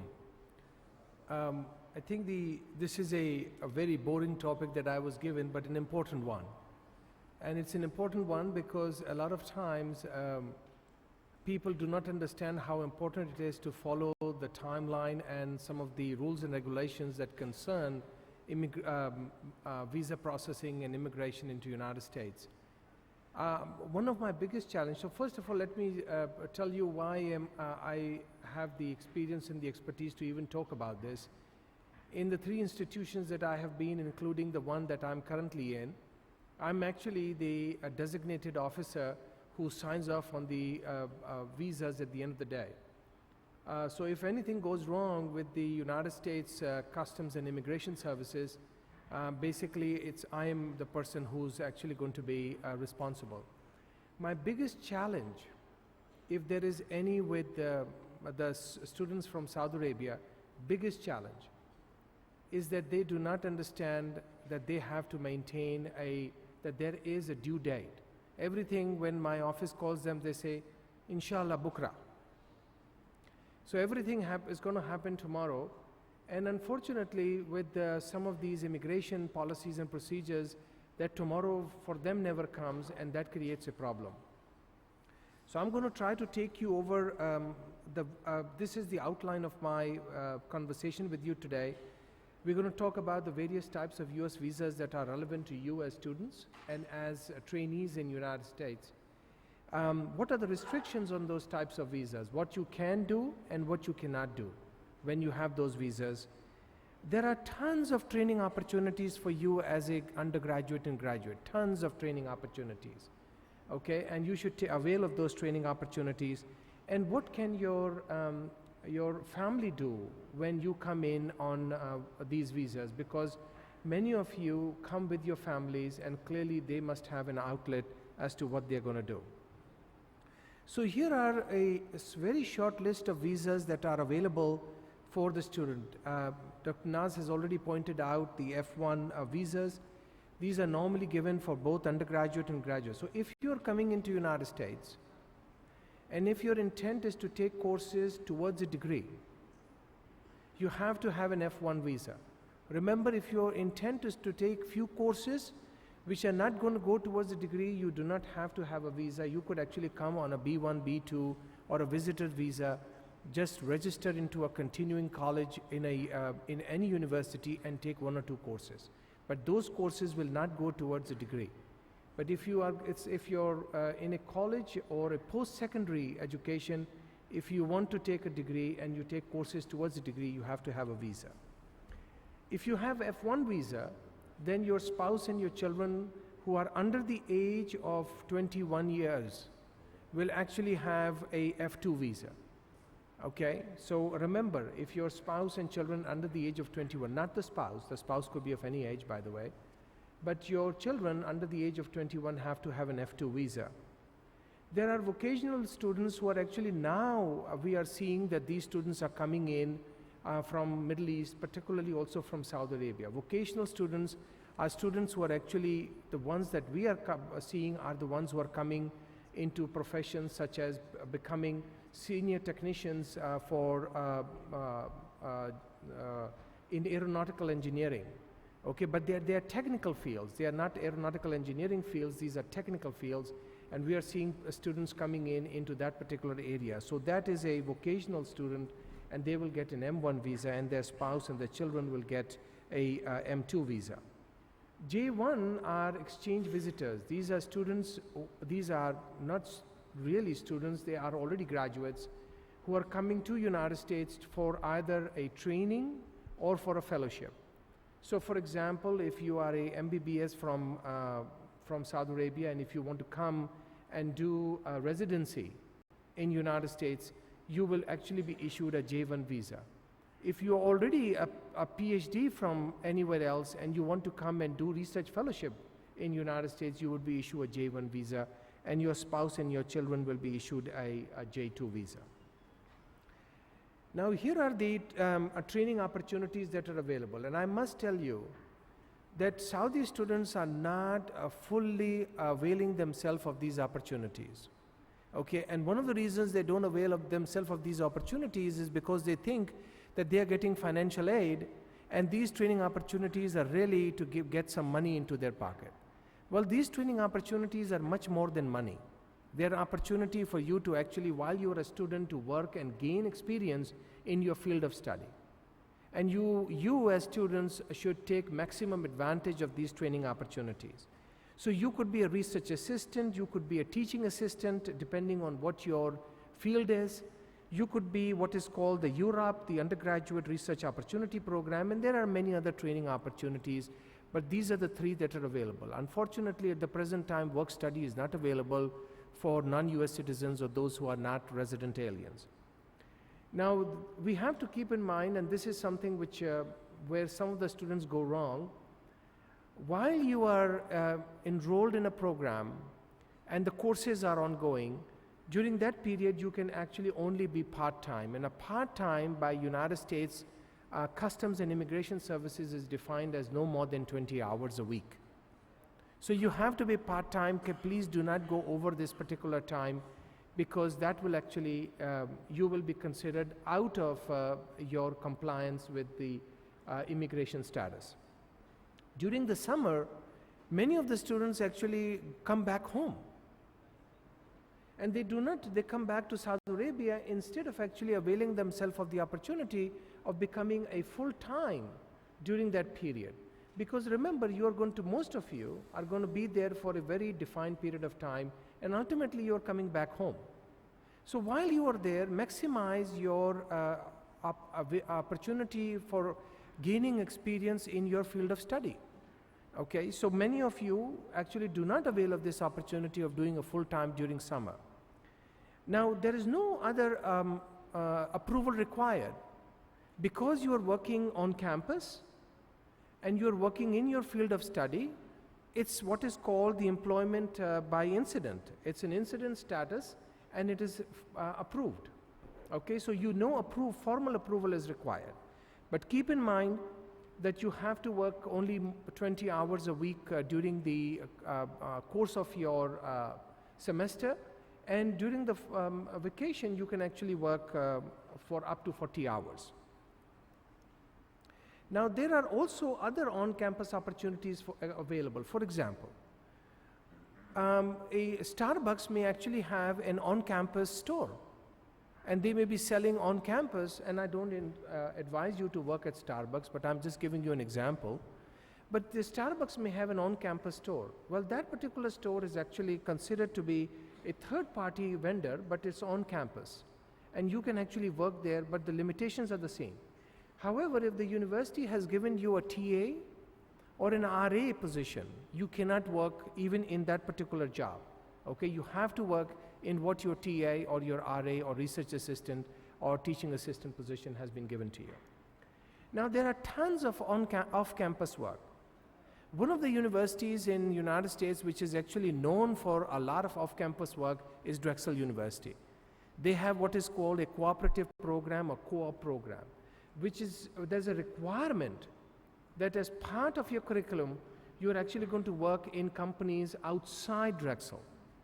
For example, if you are in the College of Pharmacy at Drexel, it is required that you actually work for at least 9 credit hours in companies such as Pfizer or Bayer or any other company out there.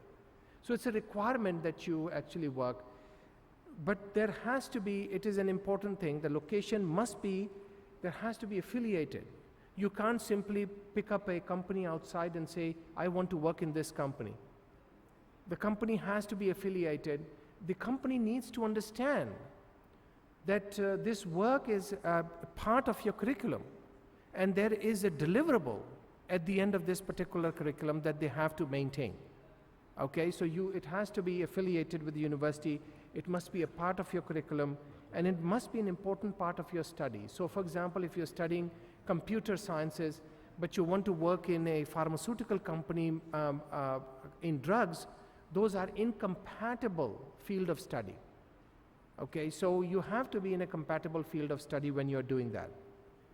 Again, the rules of engagement are the same, part-time during the school year and full-time during your annual vacation.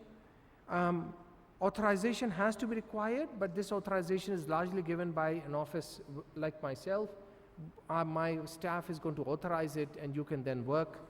Again, TAs and RAs are not eligible for this off-campus work. Remember, you have to, in order to avail of this, you have to be enrolled as a full-time student. Okay, this is important, and a full-time student is defined by many universities in the United States as having a minimum of 9 credit hours per semester. Okay, some universities may have a different, so keep in mind what your university's full-time status is. You have to be in status as defined by the United States Custom and Immigration Services, and I'll share with you a slide, I won't go through it, as to what that in status means. You have to be in an F1 status for at least 9 months before you can apply for any of these TORA positions. There is an exception, and I'll share with you that exception in a minute. And you have to be eligible for optional practical training for you are eligible for optional practical training for up to 12 months. Now, for you to be in status, here are some of the requirements. If you follow the policies and procedures of your international office as far as your visa is concerned, you will 99.9% of the time will be in status. Okay, so this is not a long list, laundry list of things that you have to remember. Just make sure that you follow the rules and regulations of your office. Now, if you come and your spouse and your children come, your husband or your wife comes with you, then, and I'm talking to both the male and the females, then they will issue you an F2 visa, but as long as your children are of less than 21 years of age, okay? The primary, for this visa to be issued, you, the primary sponsor, have a F1 visa. You must be enrolled as a full-time student, and you must be in status. If you're out of status, your spouse is also out of status, okay? And your F2 dependents are not eligible to work. You keep this in mind. Professor Your Zahir, kids who are less than 21 years of age and up to... Professor Zahir, 2 minutes. Okay. Your kids can actually go into secondary school up to high school. But beyond that, they have to obtain their own F1 visa. And I think I will stop there and leave the rest for our discussion. Okay.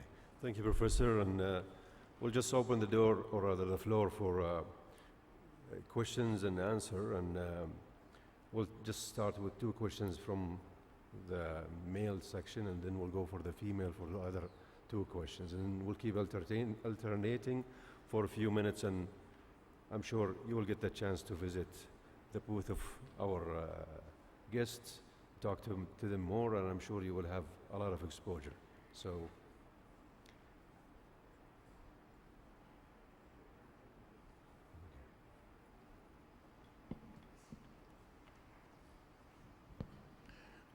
Bismillahirrahmanirrahim. I'm Professor Jamal Nazal from Shakra University. I have some question to Professor Reed. I think thank you very much, first of all, for your wonderful notes and lectures. But I wonder that yesterday before I met another session with another American university. Unfortunately, they said the same word about that they are worried about our students when they came there to USA, that they are some sort of cheating. The cheating, I'm not comfortable about this word. We can use another word, that our students, when they go there, so one of their behavior and one of their attitude, that they are trying to cheat some sort of knowledge, some sort of, you know, a lot of things. So unfortunately, I feel uncomfortable about this word, because I know that our students, they are well, very clear. The well question is educated. very clear. Okay. Very clear. Go ahead. Did you have a question? Okay. The question: do you feel really that our students, when they reach there, they are trying to misunderstand the rules, or are they trying to cheat some sort of knowledge, some sort of are they cheating in their studying their courses, their behavior? I think I actually said that there may be confusion between when it's appropriate to share, and that professors, if people are sharing or using sources when people aren't supposed to be, then professors will think it's cheating. And it's not for any one particular nationality. And there's confusion for a lot of students, because there are times when people are encouraged to work together. They're encouraged to go to the library and use sources. And for a lot of students, it's not always clear when they're supposed to do that and when they're not. And if it's not clear, and then the professor says it's cheating, then they're in trouble. So I'm encouraging people to recognize that there can be confusion, so that they don't get in that kind of trouble. Any other comments from audience? Did you want me to do? We're just going to do questions. All right. So we have one more question over there, I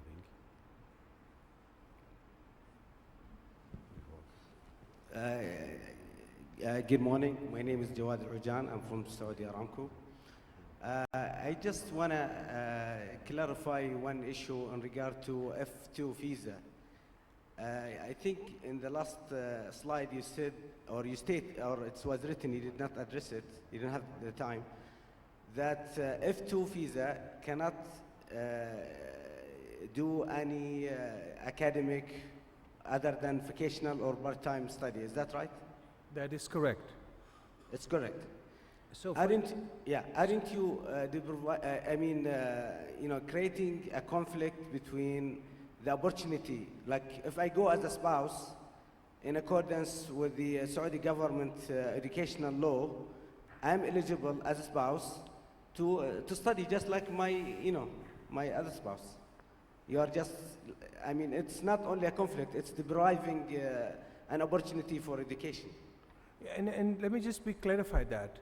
So if you, let us say that you go as a dependent of your spouse, you will get an F2 visa. However, you can convert it into F1 if you intend to go into college or post-secondary education. So nobody is stopping you. So let us say you go there, you identify a program, and you would like to study that particular program. No, there's no barrier in conversion of F2 to F1. Can you do it while you are in the US? Yes. Thank you very much. We'll go for the female. We have mic number 6. Somebody's asking over there. Yeah, please. Here. شكرا. أتمنى من سعادة الدكتور إبراهيم الحركان أن يترجم ما أريد نقله. أولا سعادة الدكتور نزيه أفاد صراحة، وأسمح لي أن أخذ منك ورقة قبول لنقل ما تفضلت به من درر ثمينة لبعض طالباتنا في المرحلة الثانوية في مكة، والذين تعذر عليهم الحضور. وأشكر حضور اليوم، يعني اليوم الحضور أكبر حضور من بناتنا قائدات المستقبل في هذا المؤتمر، فهل تأذن لي بذلك؟ هذه الالتماس الأول. الدكتور محمد الحركان، سمعنا أن بعض طلبتنا، وهم كما تفضل الدكتور نزيه الحماد عددهم 50,000، هل صحيح ما تناقلته بعض المواقع الإلكترونية من رجوعهم بالإيدز؟ من المسؤول؟ وهل هذا صحيح أم أنه يعني فيه مبالغة؟ هذا الأمر هل يعلمه المشاركون الآن، وهل سمعوا به؟ وما هي الاحتياطات اللازمة لصحة أبناء هذا الوطن، فهم عدة المستقبل. الأمر الثالث، بدأت حقيقة جامعة أم القرى والتي أتشرف بوجودي فيها بتهيئة المبتعثين والمبتعثات من خلال تنظيم أسبوع يهيئهم لما سيواجهونه هناك من تحديات كبيرة صحية وعقدية واجتماعية، ونجح ذاك الأسبوع بتقدير ممتاز حقيقة. فهل بالإمكان نقل هذه التجربة إلى كل جامعاتنا الحبيبة 22 جامعة في المملكة؟ شكرا للجميع، كان الطرح جميل جدا وممتع. شكرا لمدير الجلسة، بارك الله فيك. طيب، السلام عليكم. شكرا يا دكتور على تعليقك. بالنسبة لما تداولته بعض المنتديات على قضية عودة الطلبة بالإيدز، أنا أول مرة أسمعه. ما أعتقد أنه تصريح صحيح. ما أعتقد أنه من مصادر موثوقة أو من مصادر صحيحة. أما بالنسبة للدورة الأسبوعية اللي تقدم لتهيئة المبتعثين، ففي دورة شبيهة تقام في جامعة الملك عبد العزيز، جامعة الملك سعود، في المجمعة. معظم الجامعات الموجودة في المملكة عندها برامج تهيئة للمعيدين والمحاضرين الخاصين فيها، وأنا سبق وأني دعيت لأكثر من جامعة أن أقدم دورة كيف تجيب القبول، كيف تتواصل مع الجامعات، فهذا شيء يعني متداول. حتى وزارة التعليم العالي في برنامج الابتعاث الخادم الحرمين تقيم ما شاء الله تبارك الله في جدة وفي الدمام وفي الرياض برنامج تأهيلي للطلبة المبتعثين والطالبات، يحضروا المئات ويحضر فيه أعضاء. سبق ودعيت أنا ومجموعة من أعضاء هيئة التدريس للحديث على قضية الدراسة في أمريكا ومختلف دول العالم بشكل عام. Basically, the question was related to some of our students, which is, it is a rumor, in fact, in the media, which uncontrollable media, which everybody knows or rather aware of. As it says, together and alone, everybody is just working on all these Facebooks and Twitters and WhatsApp and whatever, but doesn't mean it is true. The question was related to, is there really a lot of students, Saudi students, who came back with AIDS? And it's just a rumor. We never heard about it, but it could happen, but it doesn't mean it's something that is spread around. The other one is just she was really complimenting the Dr. Nizيه for his presentation, Arabic presentation, and I would like to thank her for really asking for the presentation, and I hope this presentation will be uploaded in our conference so they will utilize Dr. Nizie's presentation and the other also. We'll go for mic number 5.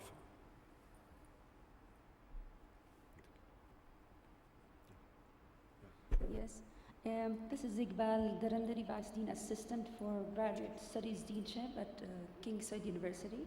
Thank you for this informative workshop. I want clarification from our presenters regarding the difference or the implications for graduating from a program, master program, that is with courses and without thesis versus the one with the thesis. So that is regarding the marketplace, the employment, and regarding completing the studies for the students, because some of our graduate students seems not to differentiate between the implications for graduating from that program versus the others. Thank you.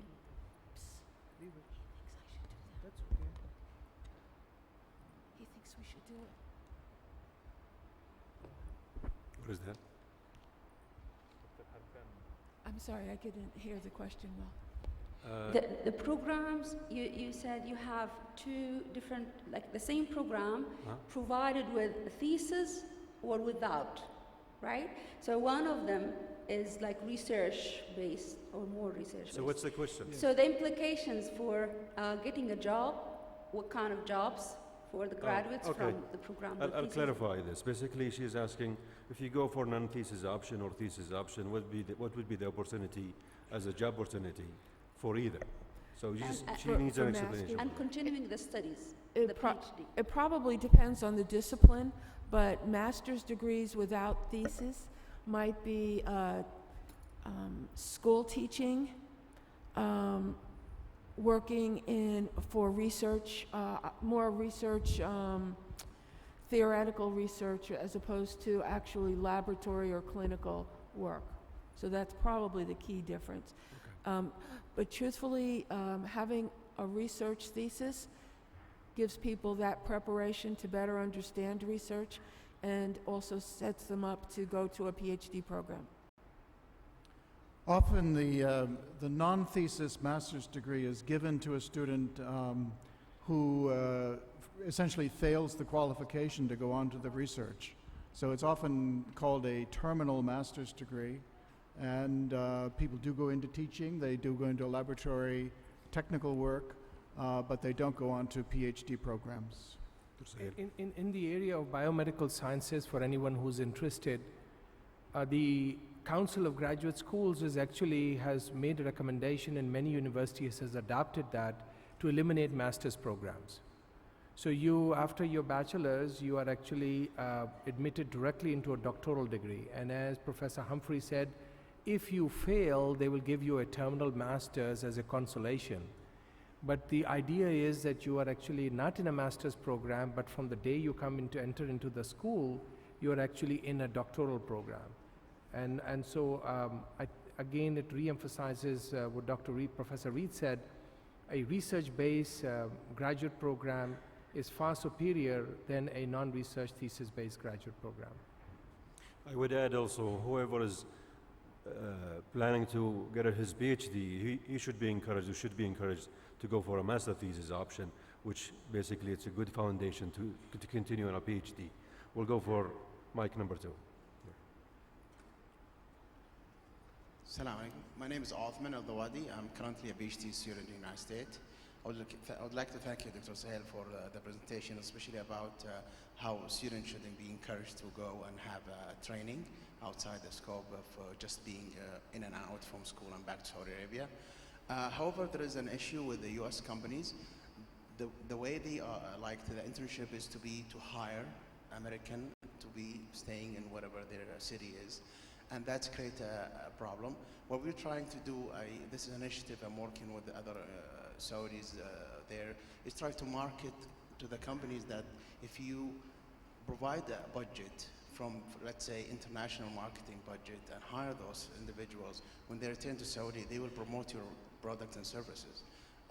As far as the medical side, I think medical side is recommended in military. That is always part of the curriculum. But for businesses and engineers, there is always a struggle to convince the companies. And I don't know if you have an experience to share with us how these companies could be more acceptant of international students who will leave eventually. They will not be staying in the territory, so they don't see them as a potential employees. So that's a case. Yeah. So I think you are absolutely right. Had I had a chance to finish my presentation, I would have actually showed you a couple of slides where how some universities, so international students for all the right reasons are going to be the fabric of the institution for years to come. Universities have recognized that. They have also recognized that these international students actually add to the intellectual capacity of the university and the diversity of the university. And they have also come to this recognition that they have not done enough to create similar opportunities for international students for training opportunities as they have for their local students. So many good universities have actually created these co-op programs with local. And they actually have two types of program, an OPT and a CPT, the curricular-based practical training and an optional practical training. So it largely depends on the university, at which university you go to. Be very careful when you select the university, because one of the things I would urge you or beg you to do is to select a university that offers you these training opportunities and to maximize the use of these training opportunities. Because majority of you are going to come back to Saudi Arabia. This is your homeland. Okay, for US student, no problem. They can actually get this experience on the job. But for you, you are coming back. And it is therefore even more important for you to actually use these CPT and OPT opportunities. Remember, one of the other things that students don't realize is that if they are taking their bachelor's in the United States, they can actually do 12 months of training. But if they are taking post-bachelor, master's, they have another 12 months of training. And that if they are in a profession of STEM, such as science and technology and engineering and mathematics, they have what is called the optional 7-month extension. So they can actually take on overall 29 or 31 weeks of 31 months of training if they are in an undergraduate, a graduate program in STEM. 31 months of training is a sizable training. We'll go for mic number 1 also. Dr. Bani from Jazan University, graduate students vice dean. I have 2 comments. One concerning the GRE, because there is a lot of concern whether the GRE is appropriate for foreign students. And some universities now are waiving the GRE from foreign students, especially if they have a very good score in the language. So the question is that is GRE required to get into a graduate program? So as I have worked very closely with my friend Dr. Ibrahim Bani from Jazan. If you have a degree such as MBBS or anything similar to MBBS from Saudi Arabia, we have worked with many universities, including Tulane University, to actually waive the GRE. Because remember what the Council of Graduate Schools have said about GRE. A GRE is not a very good predictor of how you're going to do in, at least in biological sciences. So there has been a waiver of GRE that has been given to students. So GRE is not an absolute requirement. However, if you have a pure bachelor's from Saudi Arabia, not a professional degree like MBBS or any other degree, then GRE is a required, it's a must. And many institutions look at GRE in certain parts of GRE, not necessarily the entire GRE, but GRE becomes a must. I do not know what your experience has been. Not only is the GRE required, but it's often used to determine who gets additional fellowships or status. It's a status thing for certain awards and assistantships. Professor Hanvi, do you want to elaborate on this or regarding the GRE? I'm talking about Professor Craig. What's your experience with the GRE? It's the same. We do waive the requirement in some circumstances. If we have a relationship with the university, we know the students, we know the professors, and sometimes the opportunity to take the GRE is limited in other countries. But we do like to see it at least as a comparative tool upon admission. May I just add one more important thing? Irrespective of what your graduating degree is, whether it is MBBS or bachelor's, GRE is required for doctoral programs. So you can get into a master's program with a waiver of GRE. And as Dr. Bani knows very well, if his students want to go and do a PhD in public health, the same student has been accepted without a GRE or GRE waiver in a master's program. But if they graduate from a master's program into PhD, they have to take a GRE. Because that's an accreditation requirement, not a school's requirement. Thank you. I will go for mic number 6, please. So there. Yeah, 6. السلام عليكم. أنا سؤالي بس واضح، كيف للحكومة السعودية وضع آليات ملزمة للاستفادة بعد الابتعاث والانعكاس الفعلي والملموس على المجتمع، لأن هذا حقها بعد إتاحة هذه الفرص للطلاب. ممكن تعيدي السؤال بس بالراحة. سؤالي كيف للحكومة السعودية وضع آليات ملزمة للاستفادة بعد الابتعاث وأن يكون هناك انعكاس ملموس على المجتمع السعودي فعلاً.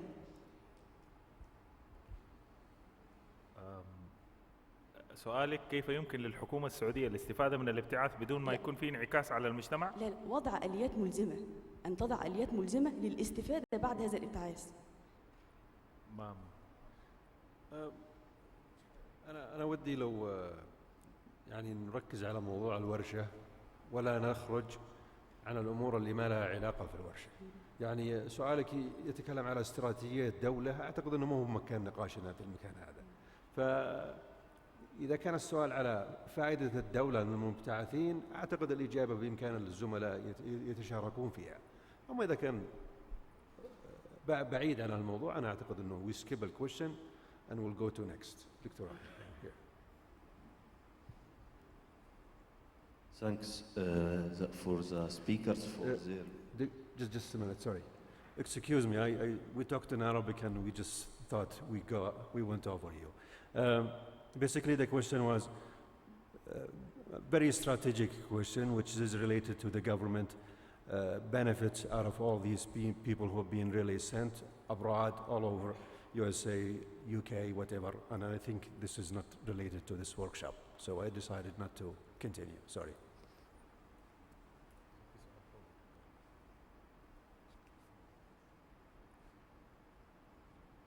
Go ahead, sorry.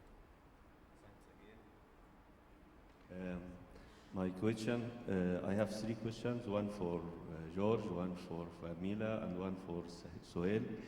For George, I want to give us a little bit overview about the difference between comprehensive exam and qualifying exam.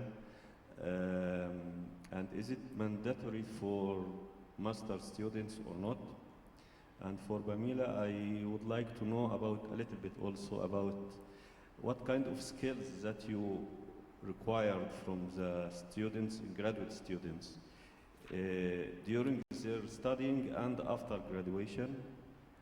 And for Sohail, I want to know if there is any programs for marketing the outcomes of the research thesis or not. What was the last question? Outcomes. What is, if there is any programs, can you market by marketing the outcomes of the research for master or PhD thesis? Okay, with regard to the qualifying or comprehensive exam, usually the comprehensive exam is for that master's degree that is not a thesis degree. So you've taken your courses, and at the end of that period of time, you take a comprehensive exam, and that is the final requirement for the degree. The qualifying exam is really the transition to the PhD. You're submitting. It's often an oral exam. And you appear before your committee, and they ask you questions, anything that they wish about your field, and at the end the committee votes to say yes, you are qualified for doctoral study, and you move on. I'm not sure I understood your whole question. It was, what do we expect students to be able to do at the graduate level? What are the skills? The skills? Yeah. Oh. Undergraduate and graduate. What are the skills for undergraduate and graduate? Just graduate students.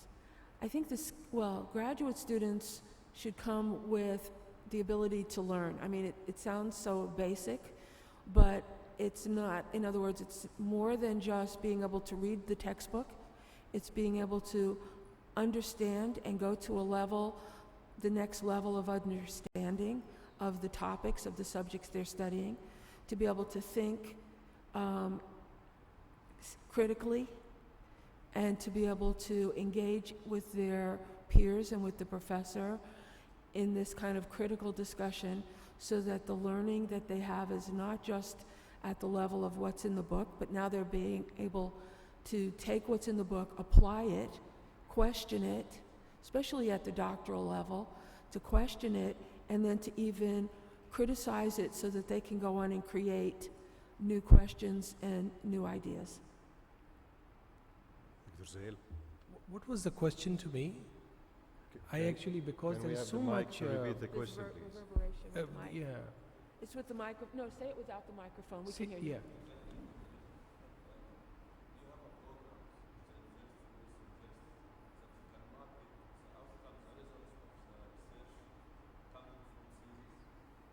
Could you, entrepreneurship and moving to knowledge base, how do you market the outcomes of the research? Okay, so probably he's talking about commercialization. Commercialization, yes. Yes. So this is a major push in most universities in the United States as tuition dollars are dwindling and as state funding is becoming less and less, where they are actually going towards commercialization of your ideas. So if you come up with an idea in your... No, the thesis, your research, that's correct. Correct. You got it. No. Sure. So each university actually has what is called the technology parks, and within those technology parks they have got personnel who will actually take your results, take the outcome of your thesis, and they will look at it very carefully and see if this particular product that you have come up with is patentable. Okay. The university will then help you patent that particular property, which is called intellectual property, and then it becomes your intellectual property. What the technology parks also do is to look at your product and the products of other investigators in the university and see if the value of your product could actually be enhanced by combining it with another product from the same university. Now bear in mind that majority of you will actually be working on federally funded grants. And if you are working on federally funded grants, you have an option to actually be an inventor on a patent. But if the grant is funded through the university or it's funded through a private agency, then depending what contract you have with them, you may not be the primary owner of that intellectual property. Okay, but this is a big push in the universities to take your intellectual idea, the outcome, and to commercialize, to make it a patent. Okay, thank you, Dr. Sahel. We'll go for mic number 5 on the top. Najah Alaskar, faculty member. I just came from Massachusetts and state, and I applied for more than one university. And 2 of them, actually, unfortunately, they didn't accept me. When I asked them, they said because the level of your university between the universities in Saudi Arabia, it's not really high. What should I do with this? Because I really want to, get accepted for this university that I applied with. My question is, what should I do when they said, because they said your university that you graduated from, it's not, the level of your university is not very high.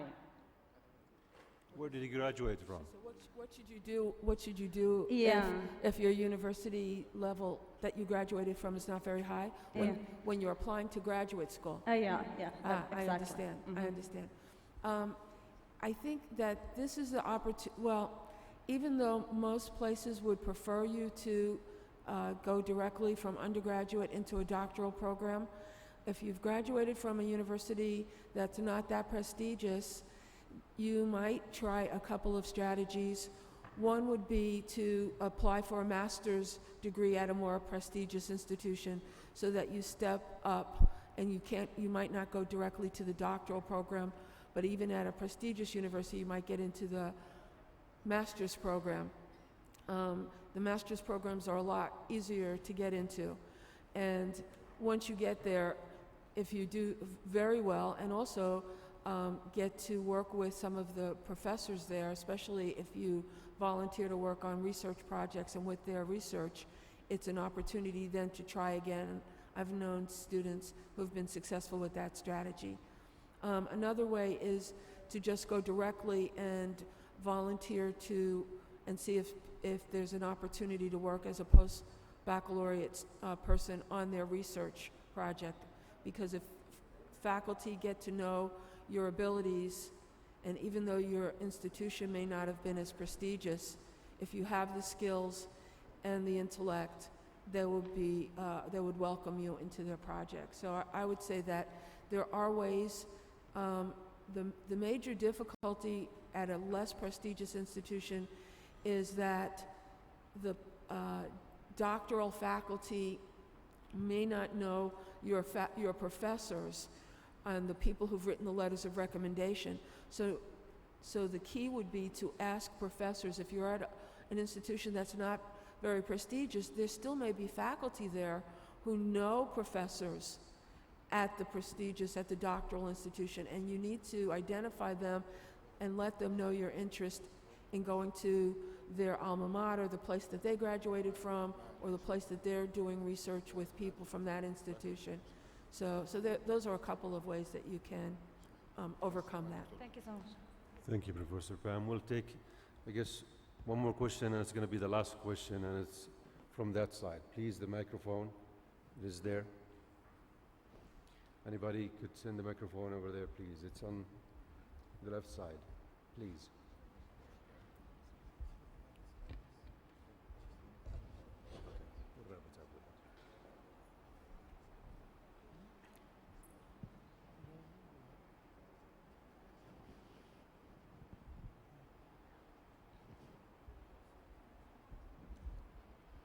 Assalamu alaikum.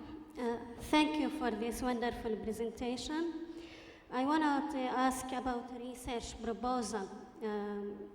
As I don't have a research experience when I did my master degree, and now I want to apply for a PhD in the US.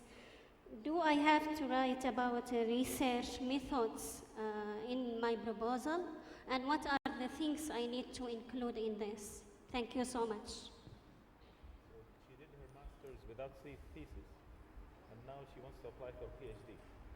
Since she didn't do research, she doesn't have research experience, how did she overcome that problem? What did she do? No. I mean, so there, if you have done masters without thesis, you can still apply to a doctoral program, which is obviously a thesis-based program. So have you applied for a program, and have they said something back to you? Not yet, really. Not yet, no. Yeah. No.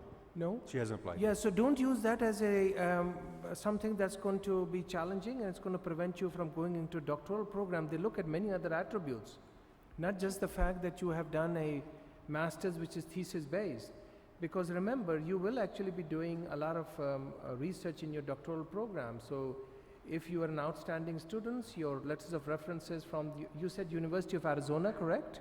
No, I did in Australia, in UN Australia? Yeah. So your letters of references, your statement of purpose, your GRE, your if they have a process for interview, your interviews, that's going to be a lot of things that they can assess you on. Okay, thank you so much. Dr. Pam or Dr. Murphy, any comment on this issue? Well, even though you're saying you haven't done research, you may not have conducted laboratory research or clinical research, but people will very much value excellent writing. So if you've done literature research, that will also be a good start in moving into a doctoral program. Okay, thank you everybody, and we'll just wrap up this workshop with 3 slides by Dr. Nzih, which is related to the Saudi attaché in United States. جماعة طبعا الملحقية الثقافية في واشنطن هي الجهة التي تتابع الطلاب المبتعثين في أمريكا، فلا بد كل واحد قبل ما يروح أمريكا يروح sacam.org الموقع هذا. في البرنامج التعريفي الرابط هذا موضح في 5 أفلام إرشادية تقول لك إيش تعمل قبل ما توصل أمريكا، إيش حيحصل لك في المطار، لما توصل في الملحقية إيش الأوراق المطلوبة، في الجامعة إيش تعمل، بعض القوانين. أفلام كل فيلم 10 دقائق ربع ساعة، ضروري جدا جدا جدا تشوف هذه الأفلام قبل ما تروح. في موقع آخر sacamclubs.org الأندية السعودية التابعة للملحقية الثقافية، حتلاقي في خريطة لأمريكا. موجود في الخريطة تشوف الولاية اللي أنت رايح فيها، تضغط على اسم الجامعة اللي أنت رايح فيها، حتلاقي النادي السعودي موجود، اسم رئيس النادي، نائب الرئيس، منسقة الأنشطة الطلابية، تلفوناتهم، إيميلاتهم، طريقة التواصل معهم. قبل ما توصل للبعثة ضروري تتواصل مع الأندية الطلابية السعودية الموجودة في أمريكا. طبعا كتيب الإرشادات الدراسات العليا موجود على المدونة، موجود على موقع الملحقية، ممكن تنزله، موجود في الساكم بوث. كل إن شاء الله حنحاول الموجودين حاليا نكون موجودين على الركن الملحقية اللي موجود في المعرض رقم 201. عندكم أي تساؤلات أي استفسارات الله يحييكم ونتمنى لكم التوفيق والسداد ويعطيكم العافية. Well, thank you all, and I'm glad that we finally got some exposure to the really procedures and the policy and all the conditions and the requirements to the United States schools. I would like to thank you all for really participating on this wonderful workshop, and I wish that whoever has attended really utilized the information that have been delivered. Just by the name of the Saudi attaché, this is just something for an appreciation to remember our embassy, I guess, and our Saudi attaché in the United States, and this workshop, I guess, forever. I'm good.